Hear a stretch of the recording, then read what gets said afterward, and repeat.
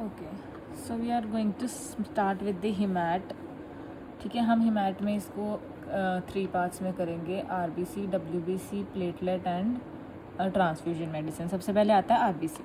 RBC या कोई भी सेल स्टार्ट करने से पहले हमें क्या करने होते हैं कि सेल्स जो हैं वो मेन बन कहाँ से रहे हैं. So that is hematopoietic stem cells. Hematopoietic stem cells जो होते हैं they further divide into the various kinds of cells, that is WBC, RBC and platelets. So hematopoietic stem cells, or you can say multipotent hematopoietic stem cells, इसका CD marker क्या होता है 34. ये याद रखना है कि 34 एक मेन हब है. ठीक है, सारे जो भी नीट में बच्चे क्रैक करते हैं नीट चंडीगढ़ में, वो कहाँ से आते हैं 34 सेक्टर से. ठीक है, 34-34 में पढ़ के. वैसे ही ये सारे जो सेल्स हैं इनका जो हिमैटोपोइटिक स्टेम सेल है वो कहाँ से आ रहा है CD34 मल्टीपोटेंट हिमैटोपोइटिक स्टेम सेल से. फिर ये फर्दर जाके बनता है 2 तरह का स्टेम सेल, या तो माइलॉइड या लिम्फॉइड. माइलॉइड स्टेम सेल आगे जाके आरबीसी, प्लेटलेट्स और उसमें RBC, platelet, neutrophil, eosinophil, basophil, ये वाले जो ग्रैनुलोसाइट्स एंड मोनोसाइट में कन्वर्ट होता है. And then macrophage also, because monocyte से मैक्रोफेज बनता है. देन एक होती है लिम्फॉइड सेल लीनिएज, और you can say lymphoid stem cell. ये आगे जाके लिम्फोसाइट बनाता है, that is the B and the T lymphocyte and the NK cells. तो ये होता है हिमैटोपोइटिक स्टेम सेल्स. ठीक है, सबसे पहले हम देखते हैं हिमैटोपोइटिक स्टेम सेल जो बना माइलॉइड और लिम्फॉइड में. माइलॉइड में क्या आता है? माइलॉइड में एक होता है एरिथ्रोब्लास्ट. एरिथ्रोब्लास्ट नाम से पता लग रहा है कि ये क्या बनेगा, आरबीसी. तो एरिथ्रोब्लास्ट जो है वो रेटिकुलोसाइट बनता है, that is the immature RBC जिसके अंदर रेजिडुअल आरएनए होगा. फिर वो आगे जाके आरबीसी बनेगा जिसकी लाइफ स्पैन होगी 120 डेज. ये जो एरिथ्रोब्लास्ट है जो ये आरबीसी बना रहा है, इसका मार्कर क्या है, मार्कर 71. और इसमें पास पॉजिटिव होता है, ये डिफ्यूज पास पॉजिटिविटी होती है. हम पढ़ेंगे कि एक होती है डॉट एंड ब्लॉट पैटर्न या फिर ब्लॉक पॉजिटिविटी पास की, वो होती है लिम्फोब्लास्ट की. ठीक है, एरिथ्रोब्लास्ट की है, एरिथ्रोब्लास्ट पास डिफ्यूज पॉजिटिव. सोचो कि एरिथ्रोब्लास्ट जो है 71 है और पास डिफ्यूज पॉजिटिविटी है. 71 कैसे याद रखोगे एरिथ्रोब्लास्ट को, पता नहीं, याद करना है बस आपको 71. ठीक है, उसके बाद माइलॉइड स्टेम सेल और किस में डिवाइड हो सकता है, वो प्लेटलेट बनेगा. उसके लिए वो कन्वर्ट होगा पहले मेगा कैरियोब्लास्ट में. मेगा कैरियोब्लास्ट के मार्कर्स हैं 41, 42 और 61. ठीक है, सो प्लेटलेट जिससे बन रहे हैं वो किससे बन रहे हैं, 41, 42 और 61 से.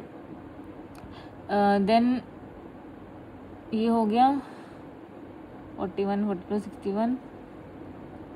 मेगा कैरियोसाइट्स, मेगा कैरियोब्लास्ट जो है वो मेगा कैरियोसाइट में कन्वर्ट होता है, एंड जो फर्दर प्लेटलेट में कन्वर्ट होते हैं. प्लेटलेट में क्या होता है कि जो the platelet has no nucleus. ठीक है, प्लेटलेट के पास कोई न्यूक्लियस नहीं होता, therefore platelet is radio resistant. ठीक है, तो इसे रेडियो से फ़र्क नहीं पड़ता. इसका लाइफ स्पैन है 8 days and it contains 2 type of granules, that is the dense granules and the alpha granules. अब डेंस और अल्फा ग्रैन्यूल्स के बारे में भी अभी पढ़ लेते हैं. डेंस ग्रैन्यूल्स जो है उसकी कंटेंट हम कैसे रखते हैं, डेंस डेल्टा. ठीक है, इसका याद रखो, डेंस डेल्टा कैश. कैश कैसे होता है, कैश C से है कैल्शियम, A से ADP, S से सेरोटोनिन और H से हिस्टामिन. ठीक है, जो अगर तो डेंस ग्रैन्यूल्स एब्सेंट होते हैं तो हमारे पास क्या डिसऑर्डर होगा, हरमैन्स्की पुडलक सिंड्रोम. ठीक है, पुडलक ऐसे गुडलक की तरह लग रहा है ना, पुडलक, गुल्लक, गुल्लक के अंदर कैश, डेंस कैश डेल्टा. ठीक है, cash is calcium, ADP, serotonin, histamine. फिर उसकी होगी डेंस ग्रैन्यूल्स. एक होते हैं अल्फा ग्रैन्यूल्स. अल्फा फ है तो उसमें सब कुछ फ वाला होएगा, fibrinogen, fibronectin, von Willebrand factor and platelet factor 4 से 4, platelet factor 4, von Willebrand factor, fibronectin and fibrinogen. ये सब है अल्फा ग्रैन्यूल्स. ठीक है, antibodies against the platelet factor 4. ये अगर प्लेटलेट फैक्टर 4 के अगेंस्ट एंटीबॉडी हो तो वो क्या करता है, वो उससे क्या होता है, हेपरिन इंड्यूस थ्रोम्बोसाइटोपिनिया. ठीक है, हेपरिन इंड्यूस थ्रोम्बोसाइटोपिनिया होता है. और अगर एक होता है ग्रे प्लेटलेट सिंड्रोम, उसमें क्या होता है, अल्फा ग्रैन्यूल्स एब्सेंट है. तो अगर तो डेंस ग्रैन्यूल्स एब्सेंट थे तो हरमैन्स्की पुडलक सिंड्रोम हो रहा था. अगर अल्फा ग्रैन्यूल्स एब्सेंट है तो क्या हो रहा है, ग्रे प्लेटलेट सिंड्रोम. उसके बाद आते हैं माइलोब्लास्ट। माइलोब्लास्ट जो है वो किस में कन्वर्ट होंगे आगे जाके, वही न्यूट्रोफिल, बेसोफिल, इओसिनोफिल में, है ना। तो जो माइलोब्लास्ट है उनकी CD मार्कर्स कौन क्या है, 13, 33, 117, 13, 33, 117। ओके, और इस एंड दे आर MPO। ये किस किस से स्टेन हो सकते हैं। माइलोब्लास्ट की खासियत क्या है कि इसमें उस पर माइक्रोस्कोपी पे और रॉड्स दिखेंगे, ठीक है, और रॉड्स। और ये किस किस स्टेन से पॉजिटिविटी दिखाते हैं, MPO, Sudan black B and CAE, ठीक है। सो ये याद रखना है। इसमें 3 मैंने CD मार्कर्स बताए और 3 स्टेन्स बताए। उससे बनेंगे क्या, 3 ही प्रोडक्ट। 3 CD मार्कर्स हैं, 13, 33, 117। 3 स्टेन्स कौन से हैं, MPO, सूडान ब्लैक बी और CAE। और 3 सेल्स जो बन रहे हैं वो कौन से हैं, न्यूट्रोफिल्स, इओसिनोफिल्स, बेसोफिल्स। जो न्यूट्रोफिल्स हैं हमें पता है वो कब काम में आते हैं, देख वो कब बढ़ते हैं, इन केस ऑफ इन्फेक्शन का further form sepsis, in case of leukaemias. Eosinophil कब होते हैं, 2 कंडीशंस में, या तो पैरासिटिक इन्फेक्शन हो या फिर एलर्जी और एटोपी हो। बेसोफिल्स किस में बढ़ते हैं, CML में, ये भी पता है, ठीक है। अब एक स्पेशल स्टेन होता है for basophils and mast cells, वो कौन सा है, टोल्यूडिन ब्लू। ये कई जगह पढ़ोगे आप, ठीक है, पैथो में, यहाँ पे सब जगह, कि बेसोफिल्स और मास्ट सेल्स के लिए क्या होता है, स्पेशल स्टेन टोल्यूडिन ब्लू। उसके बाद हमने कर लिया erythroblast, megakaryocyte, myeloblast, sorry megakaryocyte नहीं, मेगाकैरियोब्लास्ट, सारे ब्लास्ट ही हैं। Erythroblast, megakaryoblast, myeloblast. अब है मोनोब्लास्ट। मोनो से क्या पता लग रहा है कि मोनो से क्या बन रहा है, मोनोसाइट। मोनोसाइट जो है वो जब टिश्यूज़ में चला जाता है उसे हम बोलते हैं मैक्रोफेज, ठीक है। मोनोब्लास्ट में क्या है कि जो मोनोब्लास्ट है वो होता है 14 और 64, ठीक है। और ये किससे वो होता है, स्टेन इसका क्या होता है, NSE, नॉन स्पेसिफिक एस्ट्रेस। तो हमें याद रखना है मोनो से मोनोनो, मोनोनो, नो से हमें याद रखना है नॉन स्पेसिफिक एस्ट्रेस, ठीक है। फिर ये मोनोब्लास्ट 14 और 64 ये कन्वर्ट होता है मोनोसाइट में। जो मोनोसाइट है वो इन सब सेल्स में से सबसे लार्जेस्ट होगा WBC में से, ठीक है। So it is the largest circulating WBC और इसका किडनी शेप न्यूक्लियस होगा, ठीक है। और ये जब टिश्यूज़ में चला जाता है हम इसे मैक्रोफेज बोलते हैं। अलग अलग टिश्यूज़ में मैक्रोफेज के अलग अलग नाम होते हैं। कुछ एग्जांपल्स जैसे कि स्किन में क्या होगा, लैंगरहैंस सेल्स, लिवर में कूपर सेल्स, ब्रेन में ग्लाया है तो मैक्रोग्लाया, और बोन में ऑस्टियोक्लास्ट, ठीक है। ये तो सारी होगी माइलॉइड सेल लीनिएज या फिर माइलॉइड स्टेम सेल्स। इसके बाद आते हैं लिम्फॉइड स्टेम सेल्स। जो लिम्फॉइड स्टेम सेल्स हैं, ठीक है, वो किस में कन्वर्ट होंगे, पहले लिम्फोब्लास्ट में, फिर लिम्फोसाइट में। लिम्फोब्लास्ट जो है इसकी क्या खासियत है, ये TDT पॉजिटिव होगा और काला होगा, काला CD10 होता है इसका, ठीक है। अब लिम्फोब्लास्ट में कैसे याद रखना है, लिम्फोब्लास्ट में है काला दास पता नहीं क्या, ठीक है। काला मतलब काला, ये वाला CALLA, 10 से याद रखना है CD10 और लिम्फोब्लास्ट, ठीक है। और ये हमने पहले भी किया था, एरिथ्रोब्लास्ट दिखाता था पास डिफ्यूज पॉजिटिविटी, लिम्फोब्लास्ट दिखाता है PAS positivity with dot dot pattern, जिसको ब्लॉक पॉजिटिविटी भी बोलते हैं, ठीक है। फिर लिम्फोब्लास्ट लिम्फोसाइट में कन्वर्ट हो जाएगा। जो मोनोसाइट था वो लार्जेस्ट था, तो जो लिम्फोसाइट है वो क्या है, स्मॉलेस्ट WBC, ठीक है। इसकी क्या होती है, high nucleus to cytoplasm ratio, ठीक है, high nucleus to cytoplasm ratio होती है। Most radio sensitive blood cell है ये। मोस्ट रेडियो रेजिस्टेंट कौन सा था, प्लेटलेट, क्योंकि उसके पास न्यूक्लियस नहीं था। और मोस्ट रेडियो सेंसिटिव कौन सा है, लिम्फोसाइट। फिर उसके बाद जो लिम्फोसाइट्स हैं, it can B B lymphocyte, T lymphocytes और NK सेल्स।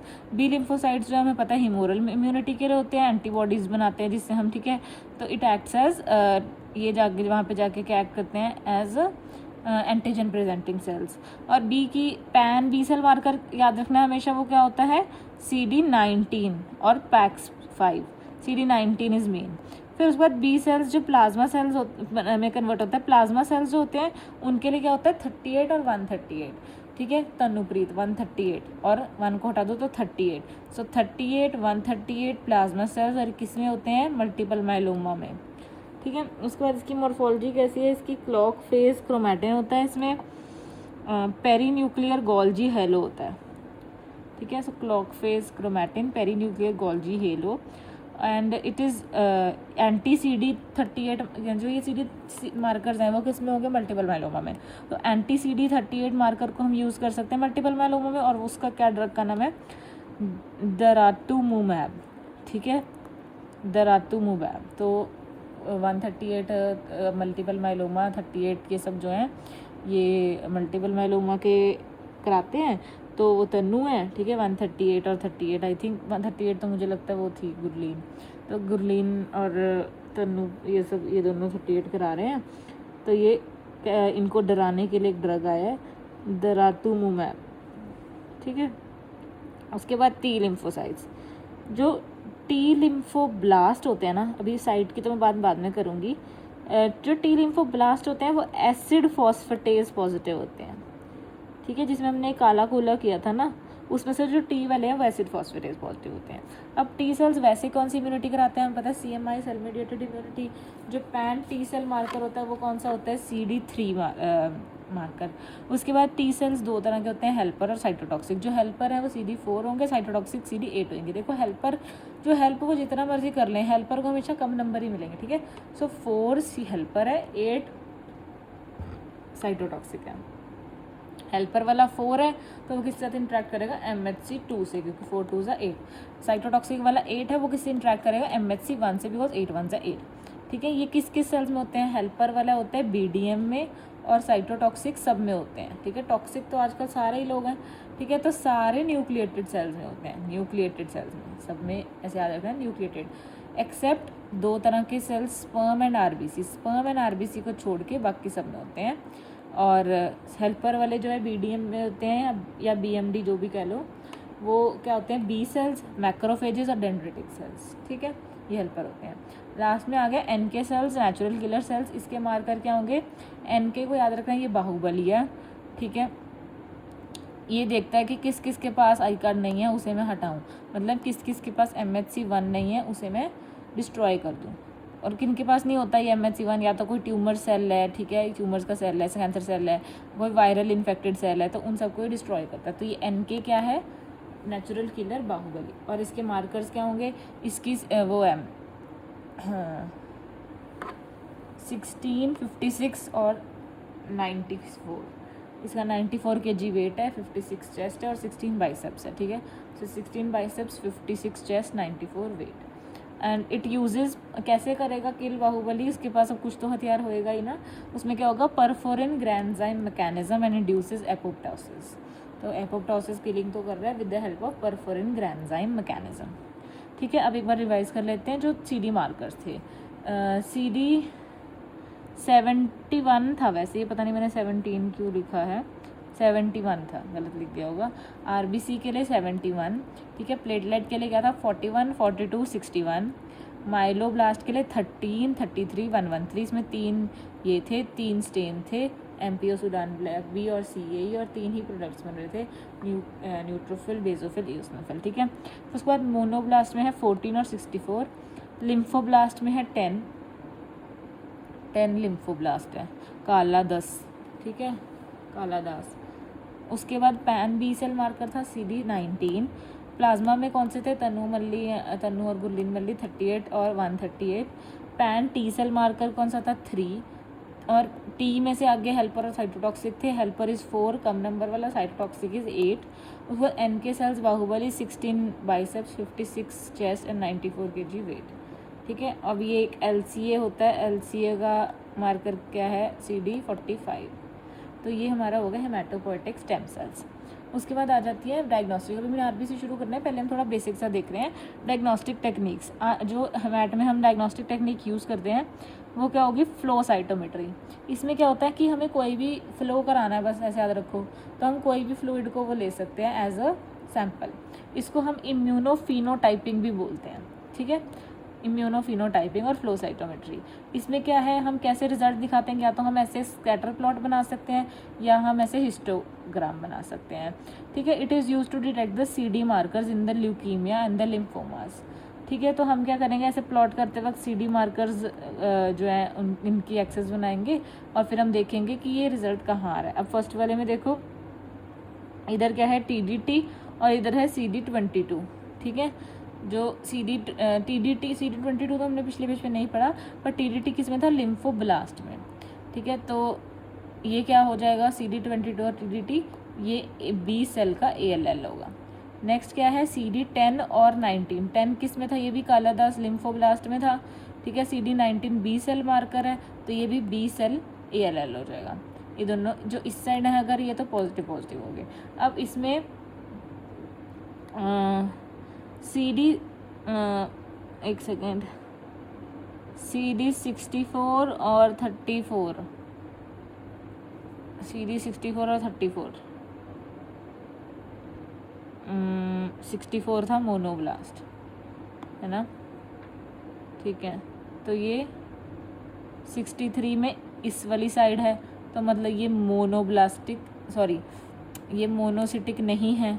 ठीक है, सिर्फ 34 तो मेन ही हब था, 34 सेक्टर हिमेटोपोएटिक स्टेम सेल का, तो ये हिमेटोपोएटिक स्टेम सेल है, पर ये मोनोसिटिक नहीं है, क्योंकि ये इसकी 64 में पीछे वाली साइड है। ठीक है, उसके बाद इसमें तो CD33 और 15 सर 33 और 15 हो गया। ठीक है, पता नहीं क्या लिखा है इसमें, CD33 और 15 पॉजिटिव, कैसे AML लिखा हुआ है। फिर उसके बाद हिस्टोग्राम दिखाया हुआ है इन्होंने। हिस्टोग्राम में क्या होता है, जैसे CD45 दिखा रहे हैं ये, ठीक है, जो मैंने LCA मार्कर बताया था। ठीक है, ये होता है फॉर ईमा, पर ये तो हम कर लेंगे, पर बात है कि जो हिस्टोग्राम होता है वो एक ही CD मार्कर दिखाता है, और जो स्कैटर प्लॉट होते हैं वो साइमल्टेनियसली 2 CD मार्कर्स दिखाते हैं। ठीक है, डाई हम कौन सा यूज़ करते हैं, FYTC ग्रीन कलर का।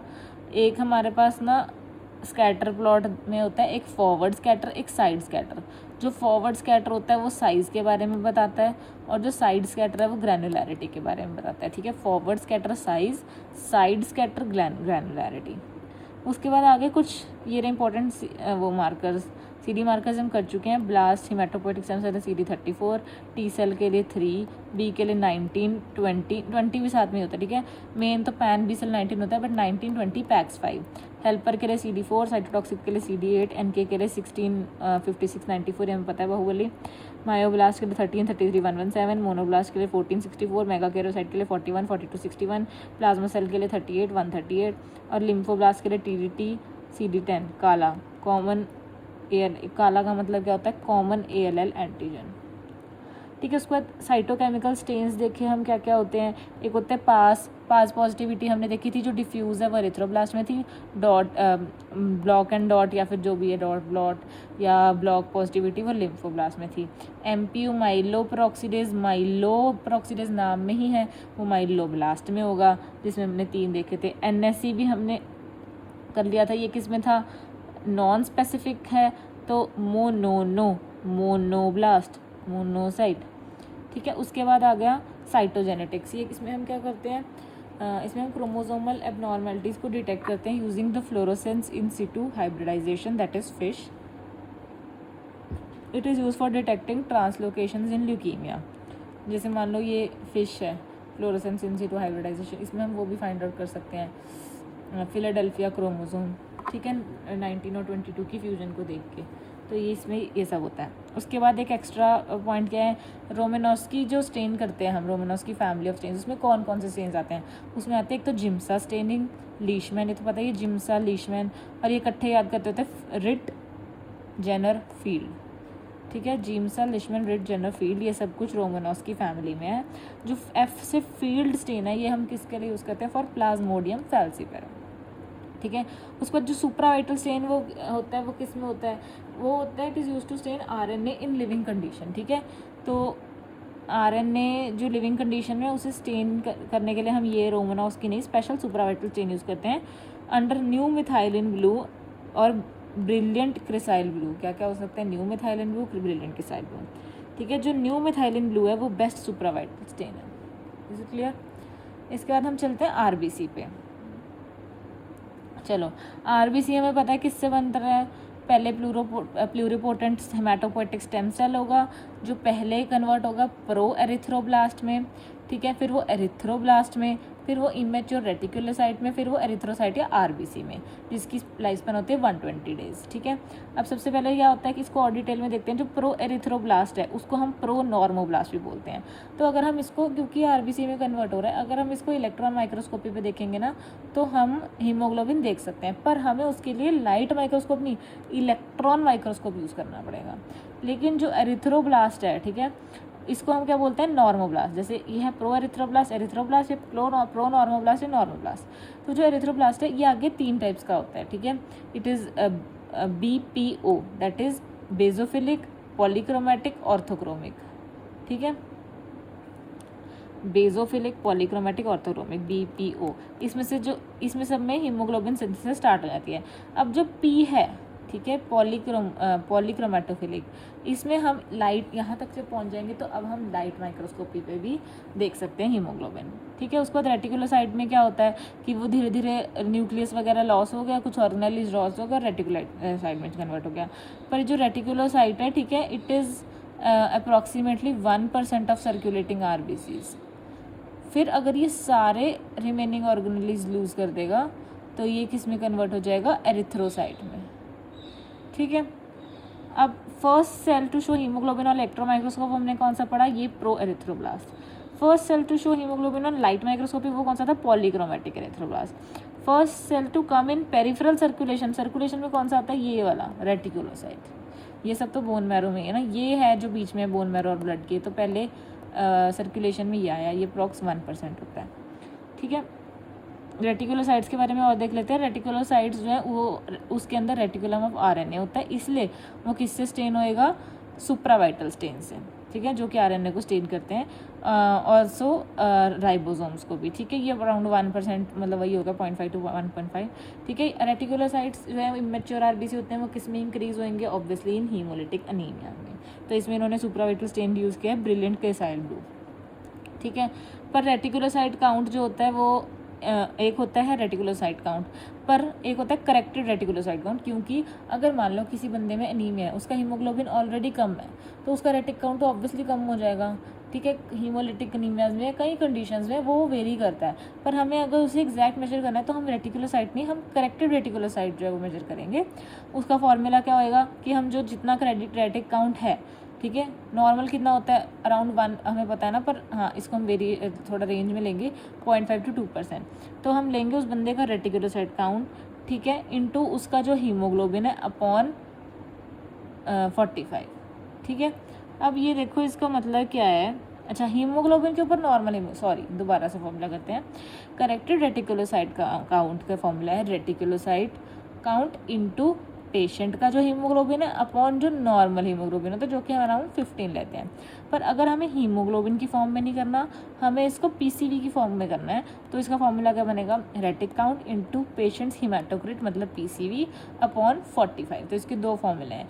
रेटिकुलोसाइट काउंट सेम रहेगा, या तो patient haemoglobin upon normal haemoglobin से मल्टीप्लाई कर लो, या फिर patients haematocrit that is PCV upon 45 से मल्टीप्लाई कर लो। नॉर्मल काउंट मैंने बता दिया। उसके बाद एक होता है रेटिकुलोसाइट प्रोडक्शन इंडेक्स। इसमें क्या होता है कि ये वाला जो करेक्ट रेटिकुलोसाइट हमने निकाला, इसको हम डिवाइड कर देते हैं एक मैच्योरेशन फैक्टर से। ठीक है, और फिर हम देखते हैं रेटिकुलोसाइट प्रोडक्शन इंडेक्स क्या है। अगर ये reticulocyte production index less than 2 हो जाए, इससे हमें क्या पता लगता है कि ये बोन मैरो का इनएडिक्वेट रिस्पॉन्स है। पर ये मैच्योरेशन फैक्टर अलग अलग होता है, इट कैन बी 1, 1.5, 2, 2.5, ये हीमाटोक्रिट पे डिपेंड करता है। अगर बंदे का haematocrit more than equal to 40 है 1, फिर उसके बाद थोड़ा कम करो, 10 नंबर कम करो, इधर 1.5 बढ़ाते रहो। ठीक है, इधर फिर 20 to 30 हो गया तो ये 2 हो गया, लेस देन 20 तो 2.5। ऐसे ना, ऐसे याद रखो कि अगर मोर देन इक्वल टू 40% है तो 1, ठीक है, और अगर 20 से कम है तो 2.5। तो ये 10-10 करके आप बना लेना। ठीक है, तो ये था ऑल अबाउट द रेटिकुलोसाइट का। अब एक होता है कि अगर हमने बोन मैरो एस्पिरेशन करनी है तो हमारे पास 2 तरह की नीडल्स होती हैं। बोन मैरो एस्पिरेशन में ए है तो 2 नीडल्स के एंड में ए की साउंड आती है। एक होती है सालाज नीडल, ठीक है, एक होती है क्लीमाज नीडल। तो ये सालाज और क्लीमाज में कैसे डिफरेंस करते हैं, जिसमें ये साइड में लॉक बना होगा वो स से साइड, स से सालाज नीडल होगी, और ये होगी बोन मैरो एस्पिरेशन के लिए।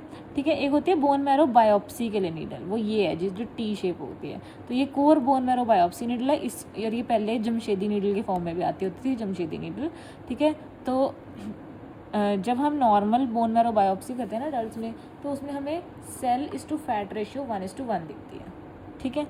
अब ये बोन मैरो एस्पिरेशन के लिए प्रेफर्ड साइड क्या रहेगी, एंटीरियर सुपीरियर इलेक्स स्पाइन हमें लगता है वो है नहीं, ठीक है, ये याद रखो, ये हमेशा भूल जाते हो कि ये होती है पोस्टीरियर सुपीरियर इलेक्स स्पाइन, ठीक है।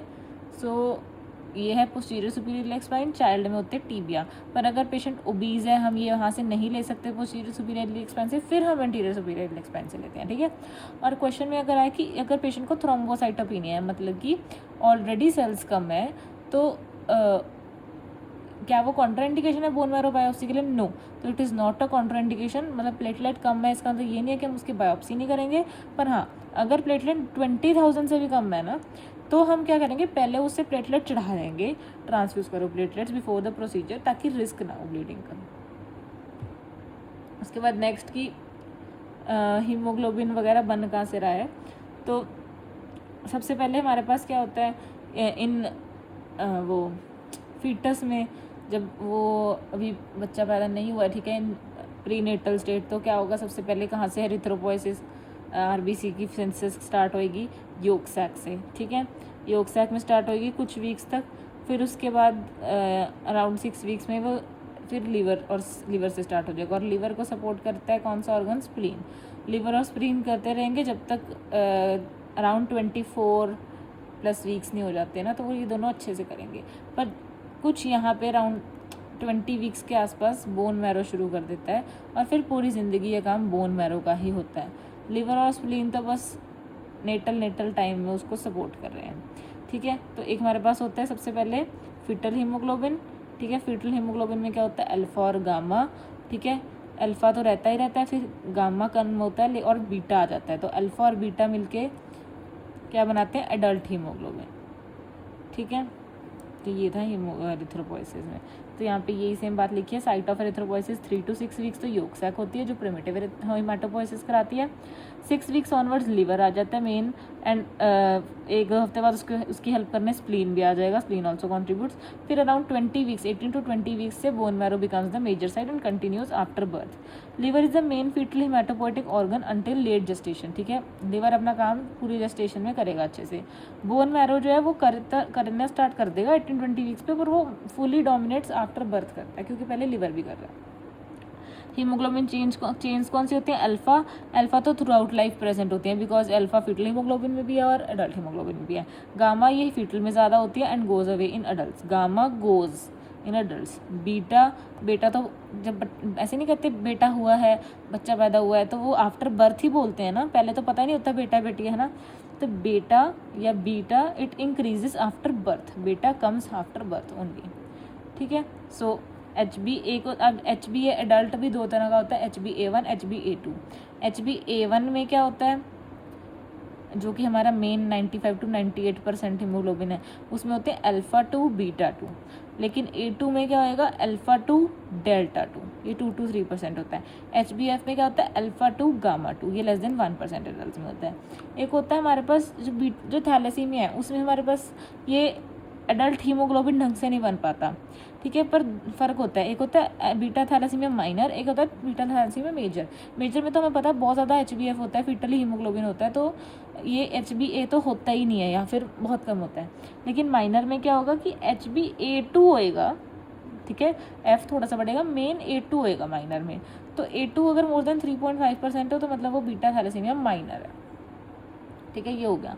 अब उसके बाद WBC के बारे में भी थोड़ा सा बेसिक अभी इसी वीडियो में कर लेते हैं, ठीक है। WBC में क्या है, क्या होता है हमारे पास? WBC हमें पता है, न्यूट्रोफिल्स, ग्रैनुलोसाइट्स, ग्रैनुलोसाइट्स में न्यूट्रोफिल्स, इओसिनोफिल्स, बेसोफिल्स, और एक ग्रैनुलोसाइट में लिम्फोब्लास्ट, मोनोब्लास्ट, ठीक है। अब लिम्फोसाइट मोनोसाइट, सॉरी ब्लास्ट मेरे मुंह छूट गया था, लिम्फोसाइट मोनोसाइट। अब ये सबसे ज़्यादा कौन सा होता है? न्यूट्रोफिल, सबसे कम होता है बेसोफिल। इनका ऑर्डर क्या है? सबसे ज़्यादा neutrophils, then lymphocyte, then monocyte, then eosinophils and basophils, ठीक है।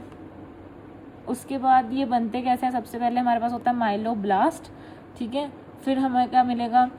प्रोमाइलोसाइट, माइलोसाइट, मेटामाइलोसाइट, ठीक है। प्रोमाइलोसाइट में जो माइलोसाइट्स हमने पढ़ा था उसमें और रॉड्स होती हैं, ठीक है, and it is increase in AML, ठीक है। कौन सा? प्रो वाला स्पेसिफिकली इन AML 3। देन माइलोसाइट, इसमें क्या होता है, डी शेप न्यूक्लियस। अब माइलोसाइट से एक बात याद रखनी है, एम डी डिग्री, ये मेन डिसीजन मेकिंग स्टेप होता है हमारी लाइफ का, ठीक है। So M D degree is decision making step, इससे पता लगता है आगे जाके कि क्या वो न्यूट्रोफिल बनेगा, क्या बेसोफिल बनेगा या इओसिनोफिल बनेगा। माइलोसाइट हो गया, उसके बाद आता है मेटामाइलोसाइट। मेटामाइलोसाइट में जो डी शेप न्यूक्लियस है ये किडनी शेप न्यूक्लियस बन जाएगा, मेटानेफ्रॉन्स। इसके बाद हमारे पास क्या आती है, एक बैंड या फिर स्टैब फॉर्म, ठीक है, हेयर बैंड जैसा। फिर उसके बाद वो मैच्योर हो जाएगा, वो हेयर बैंड नहीं बनेगा, वो मैच्योर हो गया तो फिर वो मैच्योर न्यूट्रोफिल होगा जिसके 3 to 4 न्यूक्लियर लोब्स होंगे, ठीक है। तो माइलोसाइट में डी शेप था, यहाँ किडनी शेप हो गया। अगर तो ये जो न्यूट्रोफिल्स है वैसे 3 to 4 न्यूक्लियर लोब्स होते हैं, अगर इसमें मोर देन 5 लोब्स हो जाए तो हम उसको क्या बोलते हैं, हाइपर सेगमेंटेड न्यूट्रोफिल। और ये किस में होता है, B12 और फोलेट डेफिशिएंसी में। अगर बहुत कम, ये तो हमें सबको पता होता है, हाइपर सेगमेंटेड किस में, मेगालोब्लास्टिक में होता है, लेकिन लेस देन 2 लोब्स किस में होते हैं ये नहीं पता होता। ये एक न्यू फैक्ट है, ये किस में होता है, पेगलर ह्यूट एनॉमली, ठीक है, पेगलर ह्यूट एनॉमली। पेगलर ऐसे लग रहा है ना सुनने में, बैगर, पैदल बैगर हट में रहता है, ठीक है।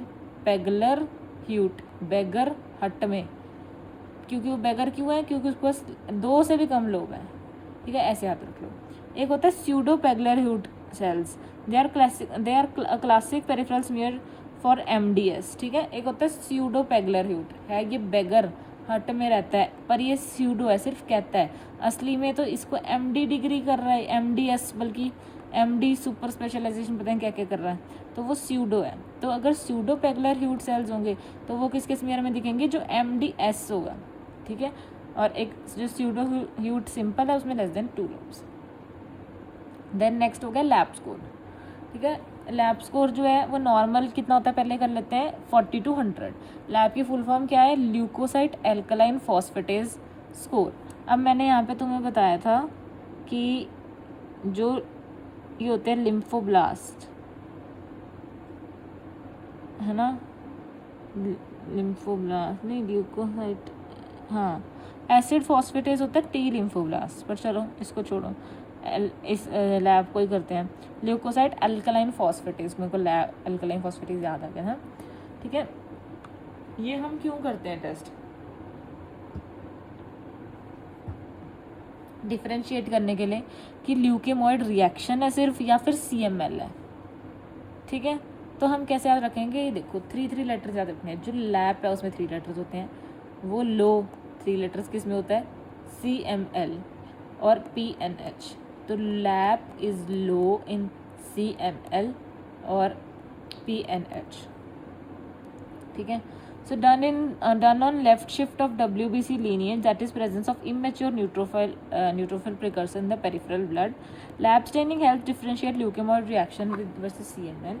It is increased in, हमने देख लिया कि CML में तो लो है तो obviously leukemoid reaction बड़ा होगा, so it is increased in leukemoid reaction या फिर sepsis and decrease in CML and also in PNH, ठीक है।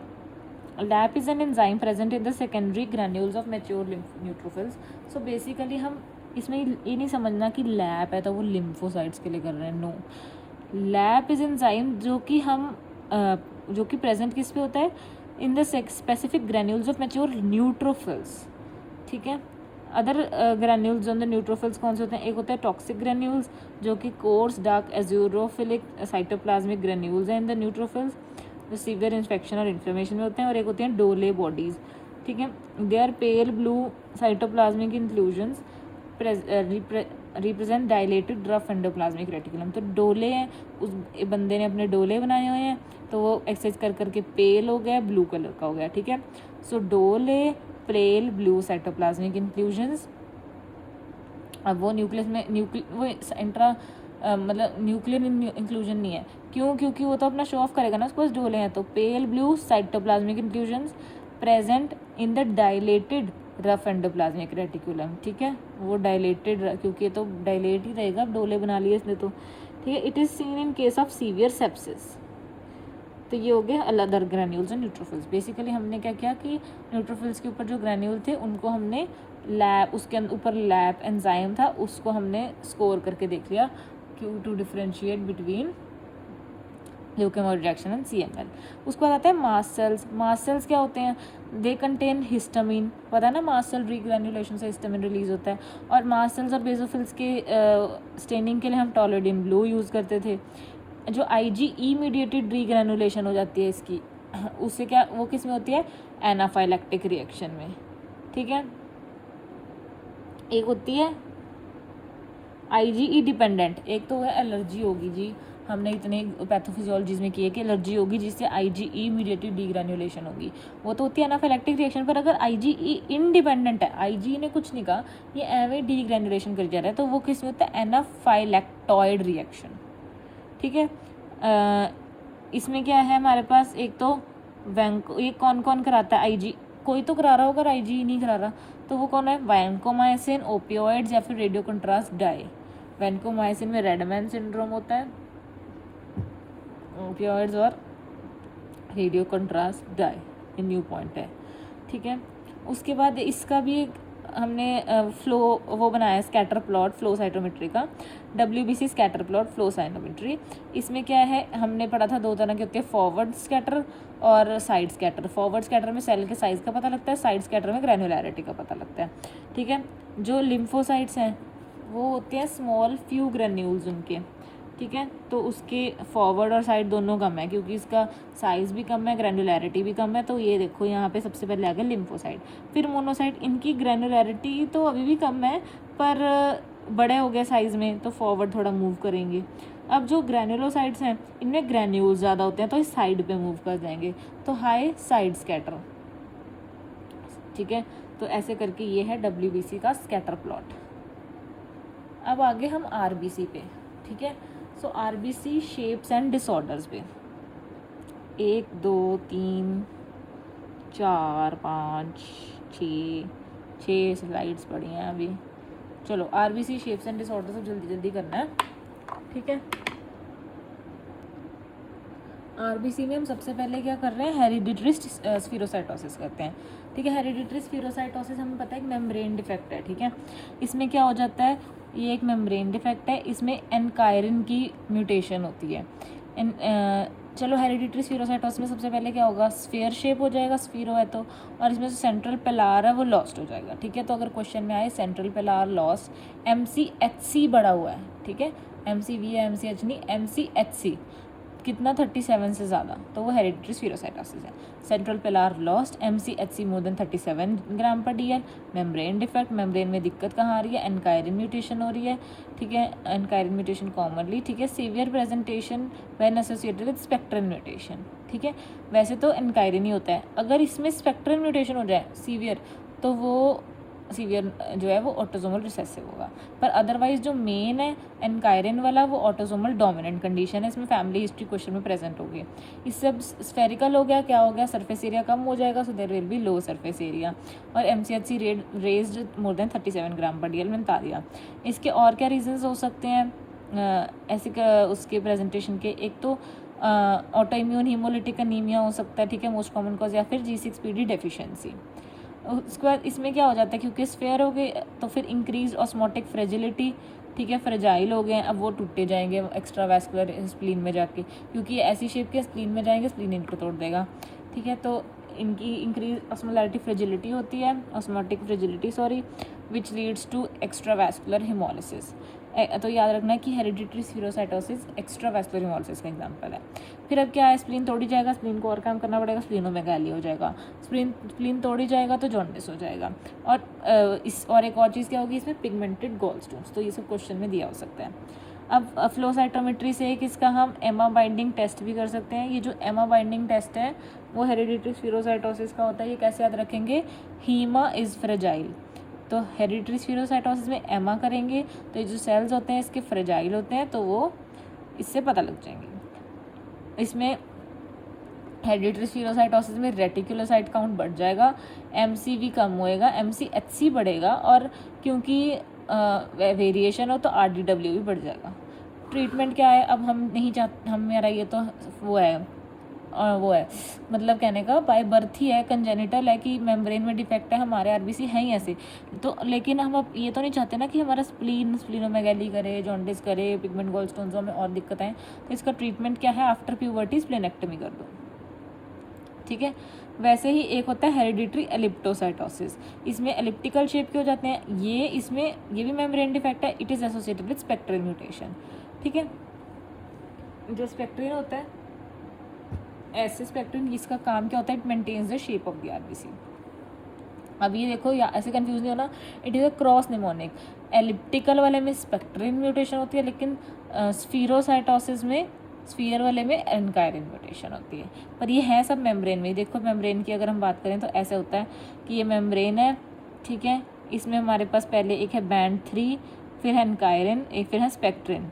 तो एनकायरिन से हेरिडिटरी स्फीरोसाइटोसिस हो रहा है, स्पेक्ट्रिन से हेरिडिटरी एलिप्टोसाइटोसिस हो रहा है, या फिर हेरिडिटरी स्फीरोसाइटोसिस में भी होता है, देखो spectrin but in severe form, ठीक है। उसके बाद ये एक्टिन है, फिर उसके बाद यहाँ पे हमारे पास है CD55, 59, ये तो हम PNH में पढ़ेंगे, ठीक है। और ये जो बैंड 3 आया था, इससे क्या हो रहा है, डिफेक्ट अगर बैंड 3 में हो तो पिंसर या मशरूम सेल्स होते हैं, ठीक है। बैंड 3 में पिंसर या मशरूम सेल्स। उसके बाद ये आरबीसी मेम्ब्रेन का स्ट्रक्चरल प्रोटीन्स है उसके अंदर, ठीक है। The most abundant protein that is never mutated in hereditary spherocytosis is glycophorin A. Glycophorin A को कोई फ़र्क नहीं पड़ रहा, वो सबसे अबंडेंट है, उसे हेरिडिटरी स्फीरोसाइटोसिस से कोई डर नहीं लगता। तो याद रखना कि कौन सा ऐसा ताकतवर, ग्लाइकोफोरिन ए, ठीक है।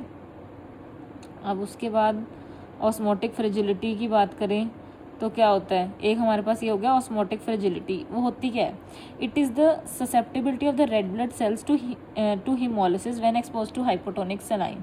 तो जब हम उसे बेसिकली सलाइन में डाल देंगे, NaCl में डाल देंगे, तो उसकी कितनी ससेप्टिबिलिटी है कि वो फटाफट से टूट जाएगा, इसकी हीमोलिसिस हो जाएगी, उसे बोलते हैं ऑस्मोटिक फ्रेजिलिटी। ये किसकी ज़्यादा होती है, हमने अभी बताया था हेरिडिटरी स्फीरोसाइटोसिस की, हेमा की। पर ये किसकी कम होती है, जो स्ट्रॉन्ग आरबीसी होते हैं। स्ट्रॉन्ग आरबीसी होते हैं थैलेसीमिया में और आयरन डेफिशिएंसी में, ठीक है। सो ये ग्राफ में देखो, सबसे पहले उन्होंने बताया कि इस कंसंट्रेशन पे नॉर्मल रेंज में हीमोलिसिस होती है अराउंड 0.5 में। तो अगर तो ये 0.6 में जाके हो रही है, मतलब 0.6 NaCl में हो रही है, तो लेस डाइल्यूशन पे हो रही है, ठीक है। तो वो क्या है, हेरिडिटरी स्फीरोसाइटोसिस, जो जल्दी लाइज कर देंगे। पर जो अगर लेट लाइज करेंगे, जब तक हम उन्हें और डाइल्यूट कर देंगे, वो ऐसे मत समझना। देखो ऐसे नहीं सोचना कि 0.6 है तो इसमें तो हमें ज़्यादा NaCl चाहिए, ठीक है, तो ये तो स्ट्रॉन्ग होएगा, ऐसे नहीं है। बात है कि ये 0.6 वैल्यू है हाइपोटोनिक सलाइन की। 0.6 का मतलब है हमें उससे मतलब वो करना पड़ा, 0.6 है, इसका मतलब डाइल्यूशन कम है इसमें, ठीक है। तो वो हेरिडिटरी स्फीरोसाइटोसिस है। और अगर 0.3 0.2 में तो अभी डाइल्यूशन ज़्यादा है, तो अभी भी वो स्ट्रॉन्ग है, that is sickle cell anaemia और थैलेसीमिया में, ठीक है। तो ये ग्राफ में ऐसे कंफ्यूज नहीं होना। उसके बाद जो ये हो गया ऑस्मोटिक फ्रेजिलिटी। पर अगर क्वेश्चन में उन्होंने पूछा मैकेनिकल फ्रेजिलिटी, तो वो तो हाई ही होती है सब में, चाहे वो ये है, चाहे वो ये है, चाहे ये है, ठीक है। उसके बाद एक होती है हमारी नॉर्मल वैल्यूज़, क्या है, सबसे पहले ये हम कर लेते हैं आगे कर बढ़ने से पहले। PCVI हीमेटोक्रिट की नॉर्मल वैल्यू 45 है। RDW वेरिएशन कितनी होती है, 11.5 to 14.5। MCV 80 to 100 फेमटोलीटर्स। MCH और MCHC 27 to 32, 33 to 37। अब इसको कैसे याद रखना है, 27 से 37 याद रखना है। तो MCH जो है वो 27 से शुरू हो रहा है, और इन दोनों के बीच में ऐसे कट कर दो इसे 32 पे, तो 27 to 32 ये है, 33 to 37 ये है, ठीक है। 27 से 37 पहले याद रखा, बीच में उसको 32 पे कट कर दिया, तो हमें इन दोनों की वैल्यूज़ याद हो जाएंगी। उसके बाद हम आते हैं एक नेस्ट्रॉफ टेस्ट पे। नेस्ट्रॉफ टेस्ट क्या है, ये भी ऑस्मोटिक फ्रेजिलिटी का टेस्ट है। इसका फुल फॉर्म क्या है, naked eye single tube RBC osmotic fragility test, ठीक है। नेकेड आई से देखते हैं, single tube RBC osmotic fragility test. ये एक बेड साइड स्क्रीनिंग टेस्ट है फॉर थैलेसीमिया, क्योंकि हमने अभी देखा कि थैलेसीमिया में सेल्स जो हैं वो लेट लाइज होते हैं, स्ट्रॉन्ग हो जाते हैं। तो हम क्या करेंगे कि एक थैलेसीमिया और सिकल सेल एनीमिया में करेंगे। इन लोगों में ये नहीं लाइज हो रहे थे, ठीक है, तो हम इनको डाल के रखेंगे टेस्ट ट्यूब में, ठीक है। और तो RBC जो है इनमें फ्रेजाइल नहीं होते, फ्रेजाइल किस में, हेरिडिटरी स्फीरोसाइटोसिस में, हीमा में।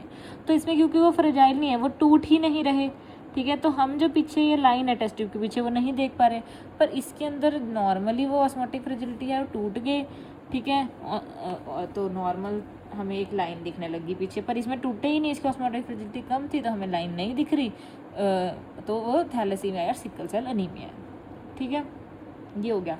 नेक्स्ट है हमारे पास मेगालोब्लास्टिक अनीमिया। मेगालोब्लास्टिक अनीमिया में क्या होता है,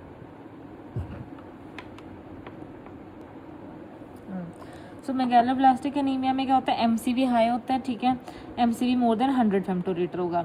और इसमें हमने पढ़ा था हाइपर सेगमेंटेड न्यूट्रोफिल्स होते हैं। हाइपर सेगमेंटेड न्यूट्रोफिल्स की डेफिनेशन क्या है कि अगर तो 5% में मोर देन 5 लोब्स हैं या फिर मोर देन 6 लोब्स अगर एक भी सेल में है तो वो हाइपर सेगमेंटेड न्यूट्रोफिल हो गया, ठीक है। एक होती है हमारे पास कैबोट रिंग। कैबोट रिंग जो है वो माइक्रोट्यूब्यूल स्पिंडल्स की बनी होती है, ठीक है। इसमें क्या होते हैं, आर्जिनिन रिच माइटोटिक स्पिंडल होते हैं कैबोट रिंग। तो ये तो याद रहता है, देखो बेसोफिल स्टिप्टिन कैबोट रिंग भूल सकते हैं, तो वो है क्या चीज़, arginine rich mitotic spindle, microtubule की स्पिंडल है कैबोट रिंग। और मेगालोब्लास्टिक अनीमिया में जो बहुत ज़्यादा फीचर कॉमन है वो क्या होता है, नक्कल हाइपर पिगमेंटेशन हो जाती है, वो B12 डेफिशिएंसी में, है ना। नेक्स्ट और क्या होता है, होवल जोली बॉडीज़ हो सकती हैं और फाइन बेसोफिल स्टिपलिंग हो सकती है। इसमें क्या होती है, फाइन बेसोफिल स्टिपलिंग। अब बेसोफिल स्टिपलिंग के बारे में पढ़ लेते हैं, 2 तरह की होती है, एक होती है फाइन, एक होती है कोर्स। जो नॉर्मल मेगालोब्लास्टिक अनीमिया, थैलेसीमिया, इन सब में बेसोफिलिक स्टिपलिंग पाई जाती है, वो फाइन होती है। कोर्स किस में होती है, लेड पॉइजनिंग में, ठीक है, लेड पॉइजनिंग में। So basophilic stippling can be fine और coarse. Fine is in megaloblastic anemia and thalassemia, coarse is in lead poisoning. और क्या होता है इसमें, अब हम देखें अगर बिलीरुबिन, सीरम बिलीरुबिन इंक्रीज होगा, सीरम LDH भी इंक्रीज होगा, ठीक है, क्योंकि सही से नहीं बन रहे सेल्स, ठीक है। विटामिन B12 जो है वो कम होगा, फोलिक एसिड कम होगा, क्योंकि इन्हीं दोनों की तो डेफिशिएंसी है। अब क्या है कि जो इनकी डेफिशिएंसी की वजह से जो होमोसिस्टिन है वो वो होमोसिस्टिन जो है वो मिथ्योनिन में कन्वर्ट नहीं हो रहा, तो होमोसिस्टिन बढ़ जाएगा। और जो मिथाइल मेलानाइन कोए है वो सक्सिनाइल कोए में कन्वर्ट नहीं हो रहा, ठीक है, तो मिथाइल मेलानाइन कोए भी बढ़ जाएगा। एक होता है कि इसमें अगर कई बार ये भी होता है कि इंट्रिंसिक फैक्टर की डेफिशिएंसी की वजह से होता है कि B12 एब्जॉर्ब नहीं हो रहा, तो अगर ये इंट्रिंसिक फैक्टर डेफिशिएंसी की वजह से है तो हमें इंट्रिंसिक फैक्टर की एंटीबॉडी भी दिखेगी, वो किस केस में होगा, परनीशियस एनीमिया में। और एक हम इसमें टेस्ट करते हैं फिग्लू टेस्ट, जो कि हम फोलिक एसिड के लिए करते हैं, ना कि विटामिन B12 के लिए। इसमें क्या होता है, फोलिक एसिड टेस्ट होता है फिग्लू, और इसमें F से पता लग रहा है कि ये फोलिक एसिड के लिए, U से पता लग रहा है कि हम इसमें यूरिन सैंपल ले रहे हैं, ठीक है।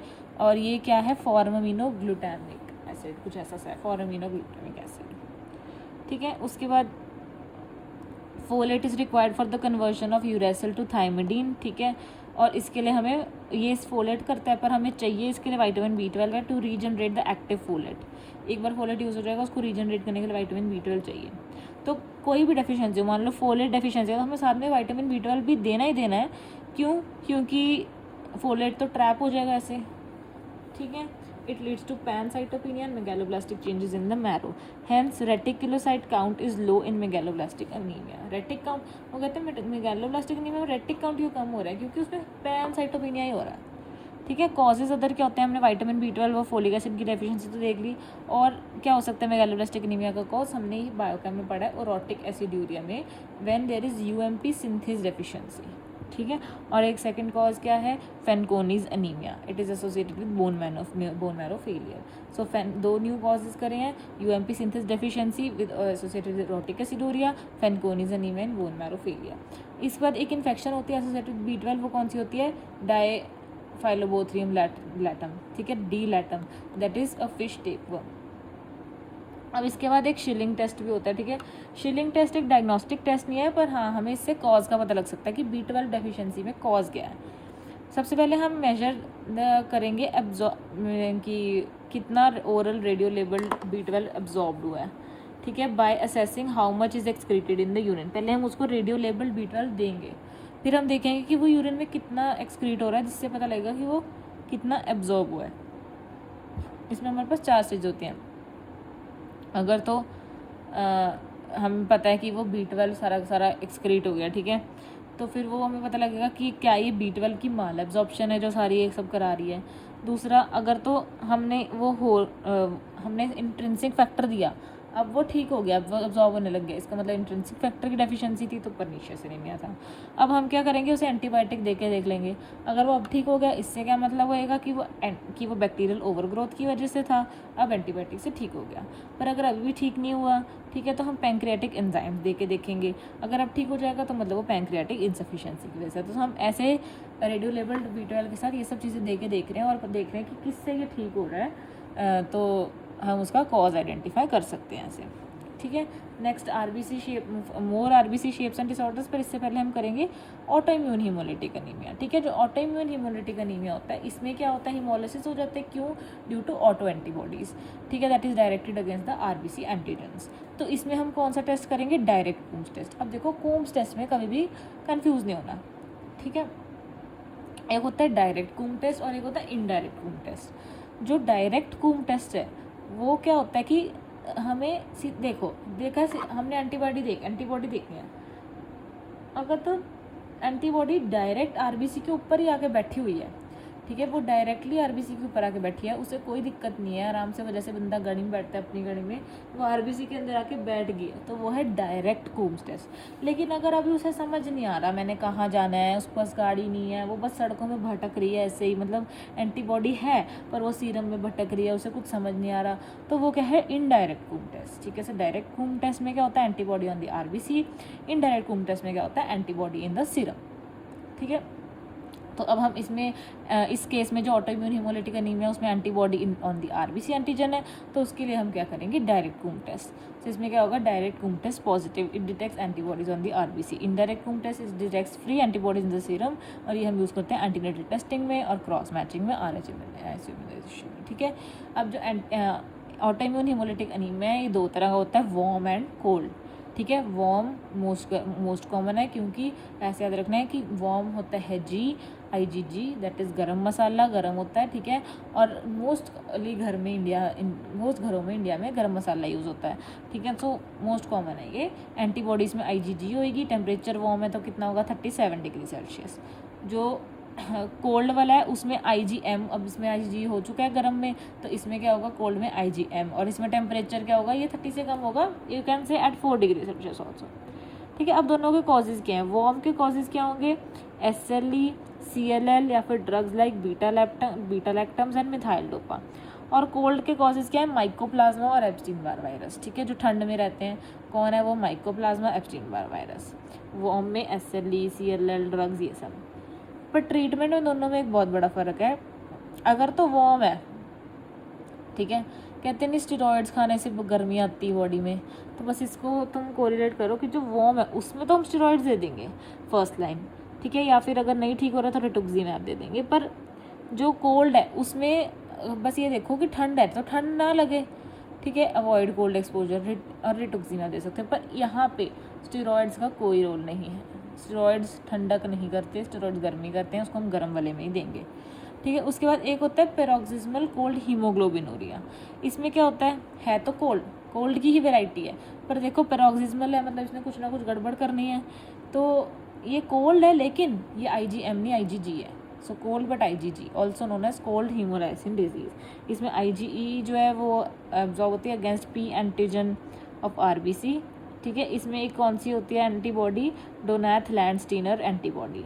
It binds to RBC at 0 to 4 degree Celsius but causes hemolysis at 37 degree Celsius, और ये एक इंट्रावैस्कुलर हीमोलिसिस है, ठीक है। सो ये हो गया हमारे पास ऑटो इम्यून हीमोलिटिक अनीमिया। अब हम करेंगे डिफरेंट टाइप्स ऑफ सेल। सबसे पहले ये सेल कौन सी तरह का आ गया, this is the target cell, इसे हम कोडोसाइट भी बोलते हैं, ठीक है। क्यों, जो बंदे कोडिंग करते हैं उन्हें एक टारगेट फिक्स करना पड़ता है अपने ऑफिस में कि हमने ये टारगेट की कोडिंग करनी है, ऐसे कोडिंग करते हैं, तो ऐसे याद रखना है। Target cells also known as codocytes, ठीक है।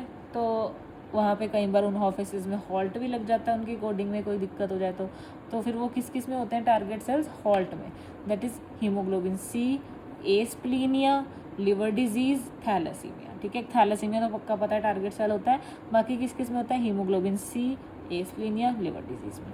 उसके बाद एक आते हैं सिकल सेल्स। सिकल सेल्स को हम ड्रेपेनोसाइट भी बोलते हैं, ठीक है। ड्रेप सिल्क साड़ी से याद रखना है, ड्रेप सिल्क, सिल्क से सिक्कल और साड़ी, ठीक है। ड्रेप सिल्क सिक्कल, अब इसमें क्या होता है, सिकल सेल्स ये जाके जो है स्प्लीन में जा जाके उनकी ऑटोस्प्लेनेक्टमी करा देते हैं, ठीक है। तो इनमें ए स्प्लीनिया में होवल जॉली बॉडीज़ दिखती हैं, क्योंकि ए जब पहले तो ये स्प्लीन को जाके तंग कर रहे हैं, जब ऑटोस्प्लेनेक्टमी होगी तो ये ऐसे ही पड़े हैं, इनका रेमिनेंट्स निकाल नहीं रही, स्प्लीन बचा नहीं है, so nobody is there to remove this remnants. तो ये न्यूक्लियर रेमिनेंट्स जाके कैसे हमें दिखते हैं, होवल जॉली बॉडीज़ की फॉर्म में, ठीक है। नेक्स्ट क्या है, दीज आर एकैंथोसाइट्स एंड इकाइनोसाइट्स। एकैंथोसाइट्स और इकाइनोसाइट्स दोनों ही ऐसे अजीब से सेल हैं, पर इनमें डिफरेंस कैसे पता चल रहा है कि जो एकैंथोसाइट्स है ना उसे स्पर सेल भी बोलते हैं, ठीक है, और वो इरेगुलर से होते हैं। देखिए यहाँ पे एक अद्धा ऐसा बना दिया, यहाँ पे ऐसा बना दिया। अब अगर ये पूरा रेगुलर सेल है ऐसा तो इसके रेगुलर स्पाइंस हैं, इसे क्या बोलते हैं, इकाइनोसाइट्स या बर सेल्स। सो एक है एकैंथोसाइट या स्पर सेल्स AS, एक है ई को ऐसे करके B बना दो, इकाइनोसाइट्स बर सेल्स। ये इरेगुलर है, ये रेगुलर है। ये एकैंथोसाइट्स किस में होगा, A बीटा लाइपोप्रोटीनीमिया में, anaemia of liver disease and vitamin E की डेफिशिएंसी में। इकाइनोसाइट्स किस में होगा, बर सेल्स, बर किसी फुल फॉर्म से पता लग रहा है बर्न्स में होगा, ठीक है। र से पता लग रहा है रीनल फेलियर में होगा, र से पता लग रहा है रेगुलर स्पाइंस होंगे, और इकाइनो के ई से पता लग रहा है EDTA चेंजेस होते हैं इसमें।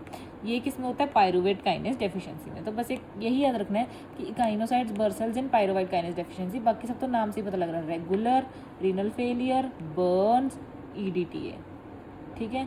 A से E beta lipoproteinemia, anemia of liver disease. तो ये हो गया।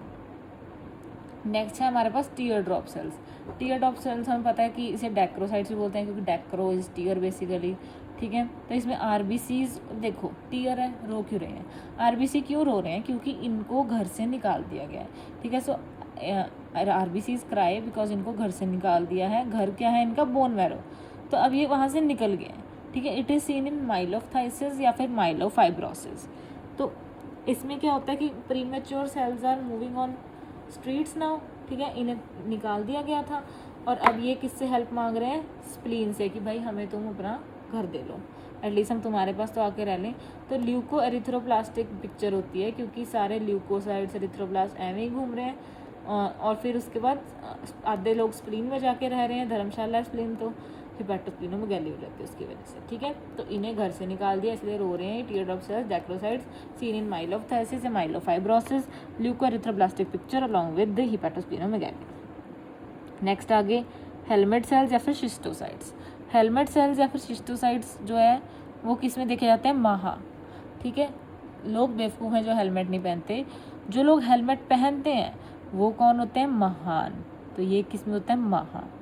ये जो होते हैं ना माइक्रो एंजियोपैथिक हीमोलिटिक एनीमिया, ये हम दो तरह की कर सकते हैं, मतलब बेसिकली दो चीज़ें होती हैं, एक होती है माइक्रो एंजियोपैथिक, एक होती है मैक्रो एंजियोपैथिक। माइक्रो मतलब छोटा, ठीक है, तो इसमें सब छोटे छोटे नाम वाले आएंगे, HUS, TTP, हेल्थ, DIC। और मैक्रो में क्या होगा, प्रोस्थेटिक माइट्रल वाल्व, ये एक कॉज है बस इसका मैक्रो का। उसके बाद नेक्स्ट क्या हो गया, सिड्रोब्लास्टिक एनीमिया। सिड्रोब्लास्टिक एनीमिया में क्या होगा, हमने पढ़ा था, इसमें भी बेसोफिलिक स्टिपलिंग होगी, ठीक है। इसमें पर्ल्स या प्रूशियन ब्लूज, क्योंकि आयरन है तो पर्ल्स या प्रूशियन ब्लू स्टेन होएगा, और इसमें क्या बनेंगी, पेप्पेनहाइमर बॉडीज़, ठीक है। बोन मैरो में भी रिंग सिड्रोब्लास्ट होते हैं। Ring sideroblast in bone marrows में क्या होता है, more than equal to 5 granules, more than equal to 1/3 nucleus. इसमें क्या होता है, haem compound of haemoglobin can not be form properly, haem नहीं बन पा रहा, जिसकी वजह से आयरन एक्यूमुलेट हो जाते हैं in the mitochondria around nucleus of erythroblast, जिसकी वजह से रिंग सिड्रोब्लास्ट बन जाते हैं बोन मैरो में। इसके कॉजेज क्या है, ALA सिंथेस डेफिशिएंट, जहाँ पे भी मतलब वो हो रही है, लेड पॉइजनिंग हो रही है अगर, ठीक है, लेड पॉइजनिंग, और किस में होती थी वो वाले बायोकेम में, ALA सिंथेस की डेफिशिएंसी, या फिर जो कि एक्स-लिंक्ड रिसेसिव है, या फिर विटामिन B6 की डेफिशिएंसी, क्योंकि B6 भी है ये ALA सिंथेसिस का वो है, क्या कहते हैं, कोफैक्टर है, ठीक है। और एक लेड पॉइजनिंग, क्योंकि ये भी ALA डिहाइड्रेटेज, और ALA सिंथेस अलग है, सॉरी, जो लेड पॉइजनिंग था ना वो किसे इनहिबिट करता था, पिरिमिडिन न्यूक्लियोटाइड को ALA डिहाइड्रेटेज और फेरोचेलेटेज और अल्कोहलिक इंटॉक्सिकेशन में, ठीक है। ये जो है आइसोनाइजिड दे के भी सिड्रोब्लास्टिक एनीमिया हो सकता है कि वो आइसोनाइजिड जो B6 को इनिबिट करता है। तो क्या क्या कॉजेज हो गए, ALA synthase deficiency, vitamin B6 deficiency, lead poisoning, ALA dehydratase और उनको इनिबिट कर दिया, अल्कोहल इंटॉक्सिकेशन, पिरिमिडिन न्यूक्लियोटाइड नहीं बन रहे। इसमें होता क्या क्या, बेसोफिलिक स्टिपलिंग, पर्ल्स या फिर प्रूशियन ब्लू, पेपेनहाइमर बॉडीज, ठीक है। ये देखो हमने बेसोफिलिक स्टिपलिंग किया था फाइन में, गैलोब्लास्टिक में और थैलेसीमिया में post lead poisoning. Lead poisoning से बेसिकली हो क्या रहा है, सिड्रोब्लास्टिक एनीमिया ही तो हो रही है। उसके बाद आ गया G6PD डेफिशिएंसी। G6PD डेफिशिएंसी जो उसमें इंट्रावैस्कुलर और एक्स्ट्रावैस्कुलर दोनों हेमोलिसिस होते हैं। इसमें बस स्प्लीनोमेगाली नहीं होती। इसमें हो क्या रहा है बेसिकली, इसमें एक तो होते हैं बाइट सेल्स जिसको हम डेगमेटोसाइट्स भी बोलते हैं। अब इसे कंफ्यूज नहीं होना कि बाइट सेल्स को डेगमेटोसाइट्स बोलते हैं, ऐसे याद रखना है कि डॉग बाइट करते हैं तो डेगमा इज डॉग बाइट सेल्स। और इन्होंने क्या किया, बाइट लेनी थी तो इन्हें पसंद नहीं आया तो उसके ऊपर इन्होंने सॉस लगानी थी, तो हाइंस बॉडीज़, हाइंस की सॉस लगाई। तो हाइंस बॉडी क्या है basically, denatured RNA of haemoglobin due to oxidative stress, ठीक है। सो बाइट ऑफ RBC लेनी है डॉग्स ने विद हाइंस केचप। ये एक्स लिंक्ड रिसेसिव कंडीशन है।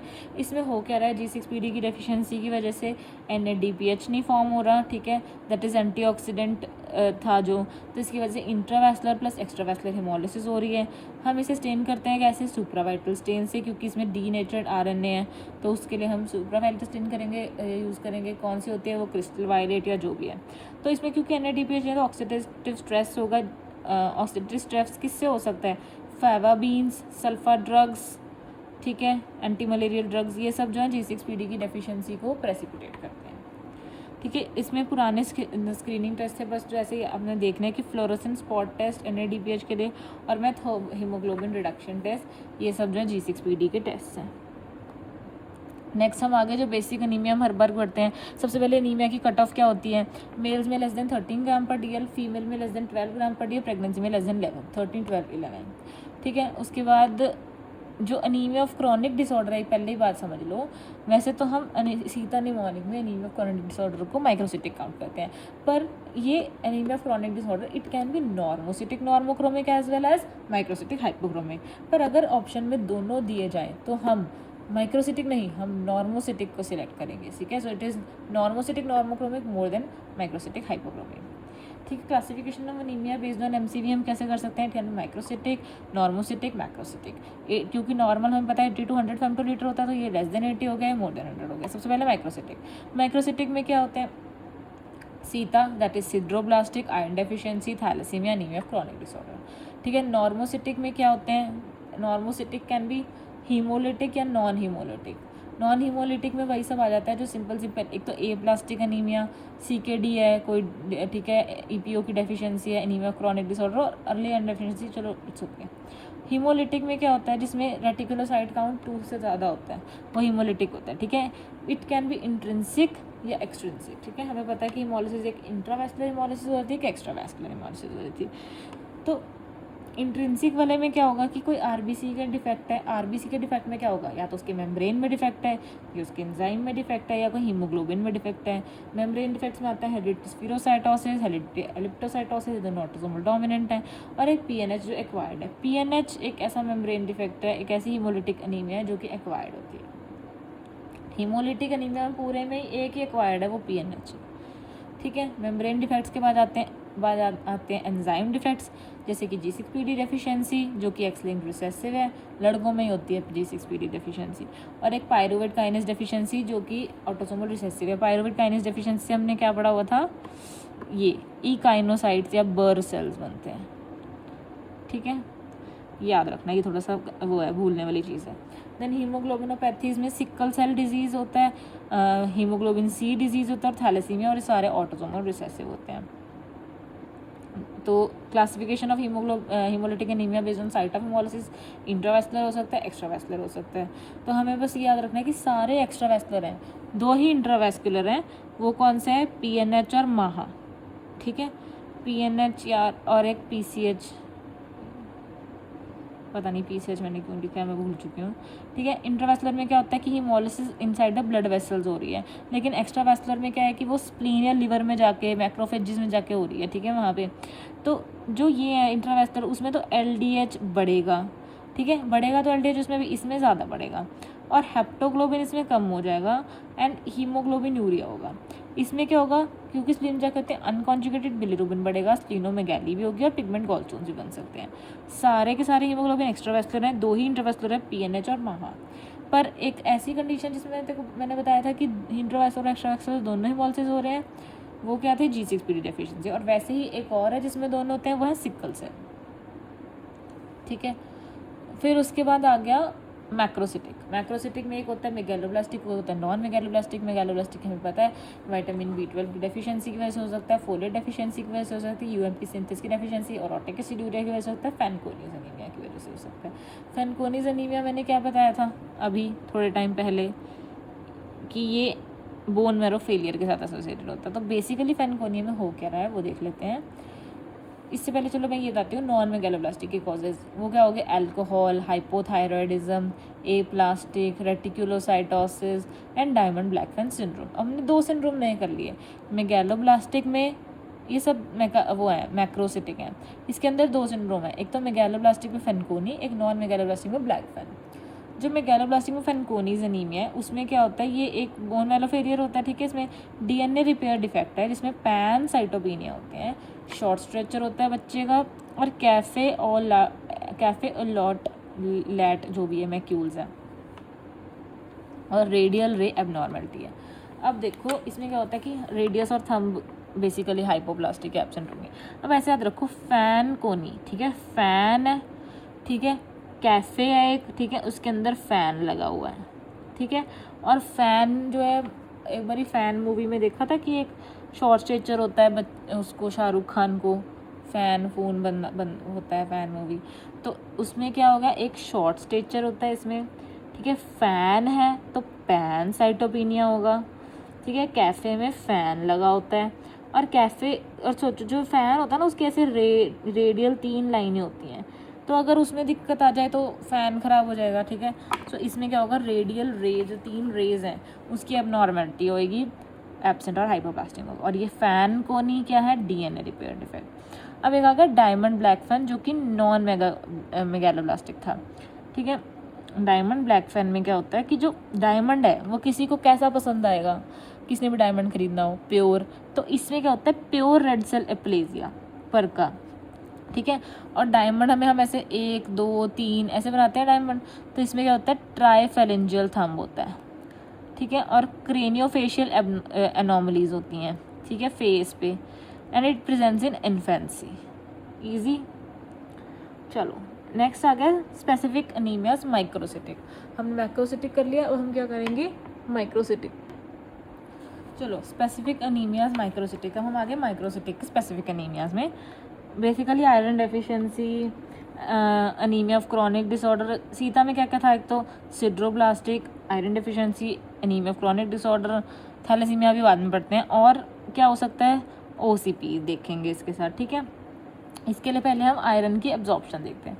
तो कहाँ एब्जॉर्ब होती है आयरन, ड्यूडेनम में। अब कहाँ पे क्या होता है, इसमें हमें ऐसा रखना है, आयरन फिस्ट ब्रो, ठीक है, आयरन मैन का फिस्ट होता है और आयरन मैन हमारा ब्रो है, ठीक है। तो iron fist bro, iron fist bro, ये ना ऑर्डर नहीं भूलना क्योंकि इसी ऑर्डर में ऐसे है, ड्यूडेनम, जेजुनम, इलियम, ठीक है। तो iron Fe is absorbed in duodenum, fist folate is absorbed in jejunum, bro B12 is involve in ileum, ठीक है। अब कैसे होता है, हमें याद रखना है कि जो आयरन है वो जो एक होता है हीम, एक होता है नॉन हीम। फूड के अंदर से एक हीम आता है, एक नॉन हीम आता है।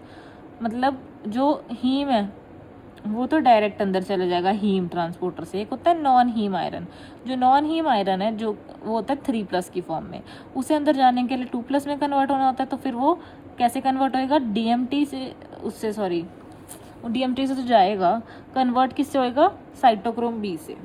तो साइटोक्रोम बी 3+ को 2+ में कन्वर्ट करेगा और डाइवेलेंट बना देगा। जब वो डाइवेलेंट बन गया तो वो डाइवेलेंट मेटल ट्रांसपोर्टर, टी से ट्रांसपोर्टर याद रखना है, तो वो सिर्फ ट्रांसपोर्ट कर रहा है, ठीक है, वो कन्वर्ट नहीं कर रहा। कन्वर्ट वाला था ये ड्यूडेनल साइटोक्रोम बी, क्योंकि ड्यूडेनल सेल है। तो ये जब 3+ 2+ में कन्वर्ट हो गया तो 2+ वाला DMT1 रिसेप्टर से अंदर जाएगा, ठीक है, और फिर वहाँ पे जाके हीम ट्रांसपोर्टर से भी अंदर चला गया, haem oxygenase, mucosal ferritin, ferritin से ये यूज़ हो गया भी, जो भी हेरेटिन म्यूकोजल फेरेटिन में। अब इसने ड्यूडेनम से एब्जॉर्ब होकर ब्लड में जाना है, ठीक है, इसको बाहर भी निकलना है यहाँ से। अब बाहर निकलने का क्या है कि ये फेरोपोर्टिन 1 से बाहर आ जाएगा, ठीक है, 2+। पर अभी सिर्फ इसको 2+ रास्ते के लिए बनना था, अब इसको वापस 3+ बनना पड़ेगा ब्लड में जाने के लिए। तो ये 2+ को फेरोपोर्टिन तो इसको बाहर ले आया, ठीक है, फेरो को पोर्ट कर दिया उसने बाहर, ठीक है। अब लेकिन 2+ को 3+ में दोबारा कौन कन्वर्ट करेगा? हेप्सिडिन। नहीं, हेप्सिडिन नहीं है वो तो लिवर में होता है, सॉरी। 3+ को 2+ में दोबारा कौन कन्वर्ट करेगा? हिफेस्टिन, ठीक है। अब ये कन्वर्ट कर दिया। अब जिसने तो जाना है ब्लड में हीमोग्लोबिन के साथ, ठीक है, तो वो यहाँ बैठो, किस में बैठो? ट्रांसफेरिन में, ट्रांसपोर्ट होने के लिए, ठीक है, तो प्लाज्मा ट्रांसफेरिन में और जाओ। कितने % सैचुरेशन होती है? 33%, ठीक है, 33% सैचुरेशन, और जाओ, यूज़ हो जाओ। लेकिन जो एक्स्ट्रा है वो क्या, वो ना हमें पता लग जाएगा कि हाँ लीवर जो है उसे पता लग जाएगा कि अभी ब्लड में बहुत ज़्यादा है, अभी हमें और पोर्ट पे नहीं लाने, तो वो लीवर के अंदर जो हेप्सिडिन है वो उसे नेगेटिव फीडबैक देता है। ये हेप्सिडिन इंक्रीज कब होता है? इन्फ्लेमेशन में, ठीक है। अब यहाँ पे देख लेते हैं डाइट्री आयरन Fe3+ में DMT1 से जो है वो इट इज़ वो reduced in by intestinal enzymes Fe2+। निकलता कैसे? फेरोपोर्टिन से, which is inhibited by hepcidin. Transfer कैसे होता है? ट्रांसफेरिन से। स्टोर्ड कैसे होता है? फेरेटिन से, बोन मैरो में स्टोर हो जाता है, ठीक है। अब एक होता है इन हीमोक्रोमेटोसिस। क्या होता है? In hemochromatosis there is mutation in HFE gene which leads to inadequate hepcidin production. ये हेप्सिडिन ढंग से नहीं बनता, फेरोपोर्टिन पागल हो जाता है कि मेरे को कोई रोकने वाला नहीं है, चलते रहो। फेरोपोर्टिन रिमेन्स एक्टिव। एक्सेस आयरन आता रहता है फ्रॉम इंटेस्टाइन, जिसकी वजह से आयरन ओवरलोड हो जाता है। तो कभी भी आप हीमोक्रोमेटोसिस नाम सुनो तो हमें यही लगता है ना कि आयरन बढ़ गया। वो क्यों बढ़ रहा है? क्योंकि उसे हेप्सिडिन रोक ही नहीं रहा, ठीक है, तो आयरन ओवरलोड हो जाएगा। एक एक्स्ट्रा पॉइंट, आयरन की एब्जॉर्प्शन को कौन बढ़ाता है? Vitamin C. आयरन की एब्जॉर्प्शन को कम कौन करता है? विटामिन डी और टैनिक एसिड, ठीक है। चलो अब हम देखते हैं सबके लेवल्स क्या हैं आयरन डेफिशिएंसी एनीमिया में। अगर तो आयरन डेफिशिएंसी एनीमिया है तो उसमें आयरन तो कम हो ही जाएगी, ठीक है।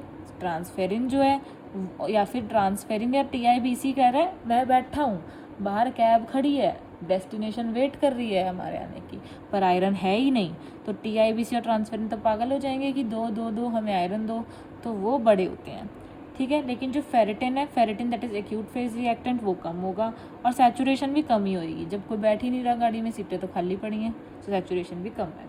अब अनीमिया ऑफ क्रॉनिक डिजीज़ में क्या होता है कि आयरन जो है वो मैक्रोफेज में ट्रैप्ड हो जाते हैं आयरन, तो वो कम हो जाएगी। कैसे कम होगी? वो बता रहे हैं कि इसमें आयरन स्टोर्स डिप्लीटेड नहीं होते, इसमें सारे के सारे आयरन जो है मैक्रोफेज में ट्रैप हो जाता है जाके, ठीक है। और अब क्योंकि डिजीज़ है उसे तो चाहिए भी नहीं कि आओ मेरे पास आयरन, तो इसकी भूख भी नहीं है इतनी, तो बेसिकली ट्रांसफेरिन और capacity, binding capacity, total iron binding capacity, ये भी कम ही होता है। इसमें अब बढ़ेगा क्या? सिर्फ फेरेटिन। क्यों? क्योंकि एक्यूट फेज रिएक्टेंट है फेरेटिन, जो कि इन्फ्लेमेशन में बढ़ता है, तो ये बढ़ेगा इसमें। ट्रांसफेरेंस सैचुरेशन इसमें भी कम होएगी क्योंकि सर्कुलेटिंग आयरन है ही नहीं, ठीक है। एनीमिया ऑफ क्रॉनिक डिसऑर्डर में हो क्या रहा है? जैसे इन्फ्लेमेशन होगी, इंटरल्यूकिन 6 जो लिवर पे ऐड करके हेप्सिडिन को बढ़ाएगा, हेप्सिडिन जो है वो और स्टोर्स को लेगा ही नहीं, तो उसकी भूख कम हो गई। वो कह रहा नहीं भाई मेरे को बाइंडिंग कैपेसिटी भी नहीं है। अब सिड्रोब्लास्टिक अनीमिया में क्या होता है? सिड्रोब्लास्टिक अनीमिया में सब कुछ है, ठीक है। आयरन भी, सीरम का आयरन बल्कि ज़्यादा है, फेरेटिन भी ज़्यादा है, सैचुरेशन भी ज़्यादा हो रही है, बस उसे ट्रांसफेरिन या TIBC कम है। तो इतना दिमाग मत लगाओ, सीधा समझना है कि आयरन डेफिशिएंसी एनीमिया में तो याद है जो भी होता है उसका बिल्कुल ऑपोजिट कर दो फॉर सिड्रोब्लास्टिक अनीमिया, ठीक है। आयरन होता है बट प्रोटोपोरफायरिन नहीं है। अब एक आता है OCPs में। OCPs में तो बंदे में आयरन नॉर्मल होता है, हमें पता है, फेरेटिन भी नॉर्मल होता है, पर OCPs खाने से होता क्या है? जो TIBC और वो है कैपेसिटी बाइंडिंग कैपेसिटी वो बढ़ जाती है, लेकिन सैचुरेशन कम हो जाती है। ठीक है, तो ये था स्पेसिफिक माइक्रोसिटिक। अब अगर कोई बोले कि देखो आयरन डेफिशिएंसी में नहीं में और क्या क्या होता है, इसमें स्पून शेप नेल्स होते हैं, कोइलोनाइकिया बोलते हैं हम इसको। It is also associated with hookworm infection. हमें मेगालोब्लास्टिक में क्या था, डीलैटम या फिश टेपवर्म, इसमें क्या है हुकवर्म। ठीक है, मोस्ट डेफिनेटिव या स्पेसिफिक साइन कोई पूछे अगर आयरन डेफिशिएंसी एनीमिया का, तो वो क्या है कि Perls stain BMAB Perls stain for iron is equal to 0। अच्छा, आयरन का पर्ल स्टेन करके देखो बोन मैरो एस्पिरेशन या बायोप्सी करके ना, तो वो 0 होगा, कोई पर्ल स्टेन नहीं होगा उस पर। तो ये डेफिनेटिव है, अब तो मतलब कोई नहीं रोक सकता इस डायग्नोसिस से, ऐसी वाली बात है। इसमें होता क्या है, हमें पता है कि सब कुछ कम होता है, HB, MCV, MCH, MCHC, ठीक है, सीरम आयरन, ट्रांसफेरेंट सैचुरेशन, फेरेटिन सब कम होता है। बढ़ता क्या है सिर्फ TIBC और एक और चीज़ RDW, क्योंकि इसमें एनाइसोसाइटोसिस और पोइकिलोसाइटोसिस होता है। अब अगर आयरन डेफिशिएंसी एनीमिया और थैलेसीमिया ये दोनों सीता में आते हैं, तो ये दोनों माइक्रोसिटिक हैं, तो इन दोनों को हम डिफरेंशिएट कैसे करेंगे। सबसे पहले तो हम एक होता है मेंडजर इंडेक्स, वो देखेंगे। मेंडजर इंडेक्स जो है वो कैसे पता क्या है, उस नाम से पता लग रहा है, फर्स्ट लेटर M है, लास्ट R है, तो इट इज़ MCV/RBC। अगर तो ये 13 से कम हो तो मतलब थैलेसीमिया है, क्योंकि थैलेस होता है, थैलेसीमिया। ठीक है, और अगर 13 से ज़्यादा तो आयरन डेफिशिएंसी एनीमिया होता है। थैलेसीमिया में AL से एक और बात याद रखनी है, क्योंकि इसकी नेस्ट्रॉफ टेस्ट में इसकी एब्सेंट लाइंस होती हैं।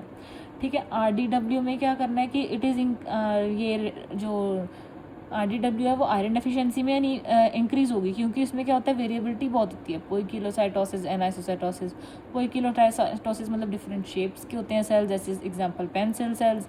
एनाइसोसाइटोसिस डिफरेंट साइजेस के होते हैं, लेकिन ऐसा थैलेसीमिया में कुछ नहीं होता, उसमें RDW कम होता है। फिर कन्फर्मेटरी टेस्ट कर देंगे थैलेसीमिया का, वो क्या होता है, HPLC। ठीक है, क्रोमेटोग्राफी कर लो, उसमें क्या है कि HbA2 इंक्रीज़ होएगा थैलेसीमिया माइनर में, और HbF इंक्रीज़ होगा थैलेसीमिया मेजर में। पर ये सब अगर इससे भी बेस्ट चाहिए तो सीधा तुम DNA की सीक्वेंसिंग ही कर लो। नेक्स्ट आ गया, अब हम थैलेसीमिया को डिटेल में पढ़ेंगे। हमारे पास 2 तरह का थैलेसीमिया होता है, अल्फ़ा थैलेसीमिया और beta thalassaemia. Alpha A absent, तो इसका मतलब है इसमें क्या होती है, डिलीशन। ठीक है, लेकिन बीटा मतलब बदलना, इसमें क्या होती है, म्यूटेशन। अल्फ़ा में डिलीशन, बीटा में म्यूटेशन।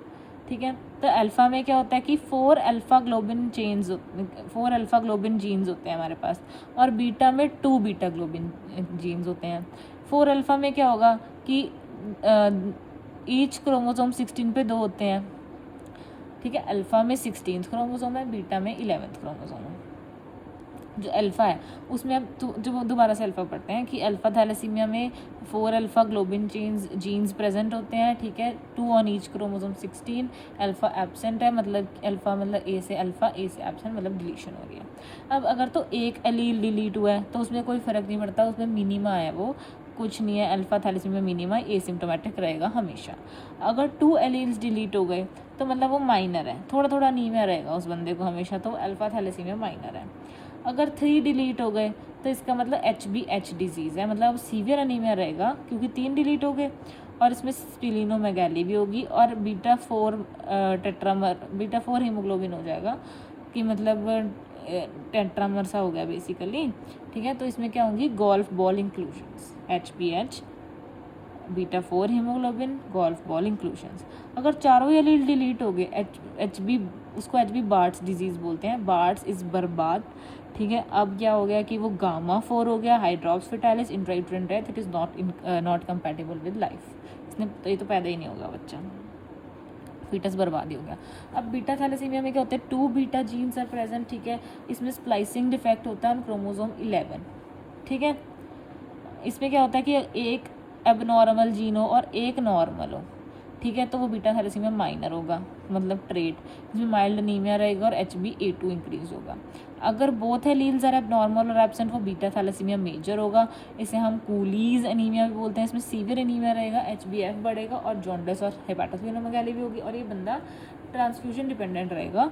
इसमें हम क्या इसको बार बार ट्रांसफ्यूजन करानी पड़ेगी। इसमें हमें पता है एक तो टारगेट सेल्स होते हैं, कोडोसाइट्स होते हैं, बुल्सआई टारगेट, ठीक है। इसमें और एक्सरे पे हमें हेयर ऑन एंड या फिर क्रू कट अपीयरेंस भी दिखेगी। फेस इसका कैसे होगा, चिपमंक फेस। मीडियास्टाइनल में हमें एक्स्ट्रा मेडुलरी हेमाटोपोइसिस दिखेगी क्योंकि बॉडी उसकी कंपनसेट करना चाह रही है, ठीक है। अब ये क्या है, स्प्लाइसिंग डिफेक्ट के आगे लिखा हुआ है कि IVS125G2C India, frame shift mutation +89 +4142, only deletion possible in, अगर वैसे तो बीटा थैलेसीमिया बदल ही रहे हैं, म्यूटेशन ही हो रही है, ठीक है। कौन सी फ्रेम शिफ्ट मैंने बता दी, 8, 9, 41, 42, ठीक है। पर वो कहते हैं एक ऐसी डिलीशन बताओ जो बीटा थैलेसीमिया में भी हो सकती है, तो वो है 619 बेस पेयर डिलीशन। वो बोलते नहीं बुया का 619 बुया का तनब बोलता था, तो वैसे ही वो सिर्फ एक रेयर सा है, उसको बस बीटा थैलेसीमिया के डिलीशन में आएगा, याद रखना। नेक्स्ट स्पेसिफिक एनीमिया क्लास जो हमने करना है मेन, वो क्या है, सिकल सेल एनीमिया। पहले ये देखो, ये वो HPLC इन्होंने हीमोग्लोबिन इलेक्ट्रोफोरेसिस दिखाया हुआ है। इसमें हमने क्या याद रखना है, या तो तुम याद रख सकते हो हफ्सा, या तुम याद रख सकते हो अ फैट सेंटा क्लॉज, ठीक है। तो ये हमें याद रखना है कि पॉजिटिव से नेगेटिव, मतलब एथोड तो कुछ भी नहीं होता, एनोड से कैथोड जा रहे हैं, ठीक है। तो सबसे पहले देखो ए मतलब अ फैट सेंटा क्लॉज, ठीक है। ए पहले तो नॉर्मल एडल्ट हो गया, जिसमें से 90% HbA1 होता है, 2 to 5% HbA2 होता है। फिर अ फैट फर्स्ट से क्या है कि फीटल हीमोग्लोबिन या नॉर्मल न्यूबॉर्न में होता है अल्फा 2 गामा 2, इसकी मोर एफिनिटी होती है ऑक्सीजन से, ठीक है। तो ये आ जाएगा ऐसे कि ये ए और एफ में आ रहा है। फिर एक आता है अ फैट सेंटा में आता है एक तो AS, जो कि सिकल सेल ट्रेट है। इसमें जो सिकल सेल ट्रेट है इसमें रिस्क रहता है ऑफ मेडुलरी RCC, और लेकिन जो सिकल सेल ट्रेट के बंदे होते हैं they are protective against malaria, उन्हें कभी भी मलेरिया नहीं हो सकता, ठीक है। लेकिन AS एक तो हो गया A और S में है, एक हो गया दोनों अगर S में है तो वो तो फिर तो पक्का ही वो सिकल सेल एनीमिया है। फिर सेंटा क्लॉज में क्या होता है कि एक A है और एक C में है, तो वो हो गया HbC का ट्रेट। पर अगर दोनों C में है तो वो हीमोग्लोबिन C डिजीज़ ही हो गया, ठीक है। अब जो अगर S और C में हो जाए ना तो मतलब है हीमोग्लोबिन C ट्रेट, पर वो सिकल सेल वाले बंदे में है, ठीक है। अब ये जो HbC का ट्रेट, इसमें क्या होता है C A2EO ये सब होते हैं। अब म्यूटेशंस की बात करते हैं, मिससेंस म्यूटेशंस की। एक एग्जांपल है इसका सिकल सेल एनीमिया, जिसमें क्या होता है ग्लूटामेट जाता है और वेलिन आ जाता है ऑन β7 या β16, जो भी बोलना है, β6 या β7, बस ग्लूटामेट गोज वेलिन वेलकम्स। पर जो HbC डिजीज़ है उसमें क्या होता है, वो उसमें भी ऐसे पॉइंट म्यूटेशन होती है, उसमें भी ग्लूटामीन जाता है, लेकिन उसमें आता कौन है, लाइसिन, ठीक है, लाइसिन HbC, ठीक है। अब आ गया सिकल सेल, जिसमें सिकल सेल्स होते हैं जिसे ड्रिपेनोसाइट्स भी बोलते हैं, ये मैं बता चुकी हूँ आपको, ठीक है। उससे नहीं, वो डिगमेटोसाइट सूट से कन्वर्ट, वो कंफ्यूज नहीं होना, वो टीयर सेल था। इसमें है ड्रिपेनो, सिल्क ड्रेप साड़ी, ठीक है। इसकी प्रेसिपिटेटिंग फैक्टर्स क्या हैं कि कोई भी जैसे कभी कभी हाइपोक्सिया हुआ या एसिडोसिस हुआ तो RBC की सिकलिंग हो जाती है और फिर वो इकट्ठे हो जाते हैं, माइक्रोवैस्कुलर ऑक्लूजन हो जाती है, तो इसमें क्राइसिस हो जाती है, ठीक है। इसमें हम करते क्या है, सिकलिंग टेस्ट करके देखते हैं, जो कि बेसिकली स्क्रीनिंग सा टेस्ट है, ठीक है। इसमें क्या होता है कि हाइपोक्सिक इन्वायरमेंट बना के देखते हैं, किससे, मेटाबाइसल्फाइड टेस्ट। तो अगर कोई पूछे मेटाबाइसल्फाइड टेस्ट किसका है, सिकल सेल एनीमिया का। इसमें क्या होता है, वेजोक्लूसिव क्राइसिस हो जाते हैं। उसकी मैनिफेस्टेशन में क्या होगा, अगर हाथों पैरों में होगी तो डैक्टिलाइटिस हो जाएगा, ठीक है। तो ये याद रखना है कि सिकल सेल एनीमिया में डैक्टिलाइटिस होता है ना। एक क्वेश्चन मैं कर रही थी, वो कोई उसमें कोई तुम सोचो डैक्टिलाइटिस दिया है, उसमें तुम सिकल सेल सोचोगे नहीं, तो सिकल सेल एक बड़ा ही वो है, मतलब ना वाइड सी मैनिफेस्टेशंस हैं उसकी, क्योंकि उसमें क्राइसिस हो रही है, वो क्राइसिस कहीं पे भी हो सकती हैं। अगर हैंड एंड फुट में होगी तो डैक्टिलाइटिस है, प्राइपिज्म हो सकता है, एक्यूट चेस्ट सिंड्रोम हो सकता है, एवैस्कुलर नेक्रोसिस हो सकता है, स्पेशली फेमोरल हेड का, स्ट्रोक हो सकता है, रीनल पैपिलरी नेक्रोसिस हो सकता है। इसमें भी स्कल में क्रू कट अपीयरेंस दिखेगी, वर्टिब्रा में फिश माउथ वर्टिब्रा दिखेगा, ठीक है। स्प्लीन में ऑटोस्प्लेनेक्टमी हो जाएगी। हमने एक पीएसएम में वो भी किया सिक्कल सेल को एलिमिनेट करने का प्रोग्राम अब, जिसमें एम क्या है कि 2047 में तक तुम सिक्कल सेल एनीमिया को एलिमिनेट करो। ट्रीटमेंट क्या है सिक्कल सेल एनीमिया में, हमें पता है हाइड्रोक्सी यूरिया देते हैं। क्यों? हाइड्रोक्सी यूरिया का काम क्या है, ये HbF बढ़ाता है, ठीक है। तो अब हम चाहते हैं कि HbF बढ़े, ठीक है, तो उसके लिए हम हाइड्रोक्सी यूरिया दे रहे हैं। और वॉक्सेलोटोर जो कि HB की एफिनिटी बढ़ा रहा है ऑक्सीजन से। क्रिजैनलीजुमैब जो कि पी सिलेक्टिन इनहिबिटर है। Supportive treatment like hydration, analgesics, oxygen. So hydroxyurea, voxelotor, crizanlizumab जो भी है, रिवाइज कर लेना इन्हें। नेक्स्ट है PNH, पैरोक्सिस्मल नॉक्टर्नल हीमोग्लोबिनूरिया। ये हमने स्टार्टिंग में करे थे कि इसके अंदर CD55 और CD59 की जो होती हैं, ये बेसिकली CD55 को डैफ भी बोलते हैं, CD59 को मिरल भी बोलते हैं, ठीक है। डैफ एंड मिरल ये प्रिवेंट करते हैं कॉम्प्लीमेंट मीडिएटेड डिस्ट्रक्शन, मतलब ये उनकी सेल्स की कॉम्प्लीमेंट मीडिएटेड डिस्ट्रक्शन नहीं होने देते। पर PNH में क्या होता है, इनएक्टिवेशन ऑफ CD55 59 जो कि एंकर प्रोटीन्स थे, मतलब बेसिकली एंकर मॉलिक्यूल्स थे।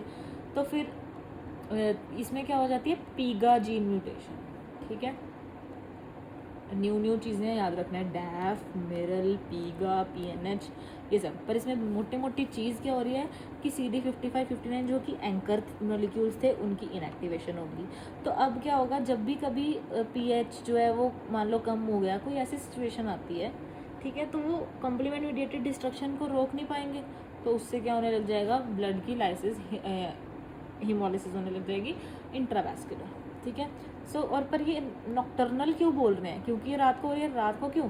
रात को बंदा इतना ज़्यादा सांस नहीं लेता, ठीक है, रात को थोड़ा सा एसिडोसिस हो जाता है। So reduced pH at night causes complement mediated lysis of RBC in the blood, that is intravascular hemolysis, ठीक है। इंट्रावैस्कुलर के दो हीमोलिसिस, बाकी सारे एक्स्ट्रावैस्कुलर हीमोलिसिस थे। इंट्रावैस्कुलर के दो ही कॉजेज पड़े थे, एक पड़ा था PNH और कौन सा था, छोटे छोटे ही नाम थे दो इंट्रावैस्कुलर हीमोलिसिस के, माहा, लगता मुझे माहा ही रहा था, but I was confirming. PNH and PCH and माहा, और दोनों किसमें हो रहे हैं, G6PD में और सिक्कल सेल में, ठीक है। तो अब इसमें और क्या हो रहा है कि बिकॉज रात को क्यों, because at night we do not breathe as much as in day, so CO2 accumulate होगा, तो माइल्ड रेस्पिरेटरी एसिडोसिस हो जाता है। It is associated with both pancytopenia and leukemia. It is associated with thrombosis and Budd Chiari syndrome, Budd Chiari जो भी बोलते हैं, most common cause of death. तो अगर किसी बंदे को PNH है और उसकी डेथ होगी, तो वो बेसिकली उसको क्या हुआ होगा, वुड-चियारी सिंड्रोम। स्क्रीनिंग टेस्ट इसका क्या होता है, इसमें हैम्स एसिडिफाइड सीरम टेस्ट करते हैं, सुक्रोज लाइसिस टेस्ट करते हैं, जेल कार्ड। ये हैम वाला टेस्ट, सुक्रोज लाइसिस टेस्ट, ये सब इनको पहले करते होते थे, अब आजकल तो जेल कार्ड टेस्ट ही होता है। जेल कार्ड टेस्ट कैसे होता है कि ऐसे ऐसे बना होता है, ठीक है, जो नीचे होगा वो नेगेटिव होगा, जो ऊपर आया होगा वो पॉजिटिव होगा। जेल कार्ड की फ़ोटो होगी तो मैं दिखा दूँगी बाद में, फोटो देख के आप खुद भी देख सकते हो नेट पे। इन्वेस्टिगेशन ऑफ चॉइस क्या होगी, पता है, फ्लो साइटोमेट्री फ्लेयर कर लेंगे। इसका ट्रीटमेंट क्या होता है अब, ठीक है। अब हमें कॉम्प्लीमेंट डिस्ट्रक्शन से रोकना है इसको, तो हम C5 इनहिबिटर देंगे, ठीक है। कौन से हैं, एक्यूलिजुमैब और रावुलिजुमैब, ठीक है, ये C5 इनहिबिटर है। अब देखो, एक एक्यूली से क्या आ रहा है, एकू, रावुली से क्या आ रहा है, रवि, ठीक है। तो जो रात को ही वो हो रहा है पैरोक्सिस्मल नॉक्टर्नल हीमोग्लोबिनूरिया, उसमें मेरे दो रिश्तेदार जा रहे हैं, देखो, एक तो डैफ और एक मिरल, ठीक है। ये दोनों दो से काम कर रहे हैं, तो इसे बचाने भी दो आ रहे हैं, जो कि इनकैप्सुलेटेड ऑर्गेनिजम्स के लिए होता है। जो दो चंट मेरे वो हैं रिश्तेदार, वो क्या होंगे, एक्यूलिजुमैब एकू, रावुलिजुमैब रवि। तो ये दोनों हम इसमें ट्रीटमेंट देंगे। ये देखो, फ्लो साइटोमेट्री में हमें दिखाया हुआ है CD55 और 59 दोनों के लिए नेगेटिव है, ये दोनों अब इनएक्टिवेट हो चुके हैं, ठीक है, ये दोनों इनएक्टिवेटेड हो गए, तो GPI ख़त्म।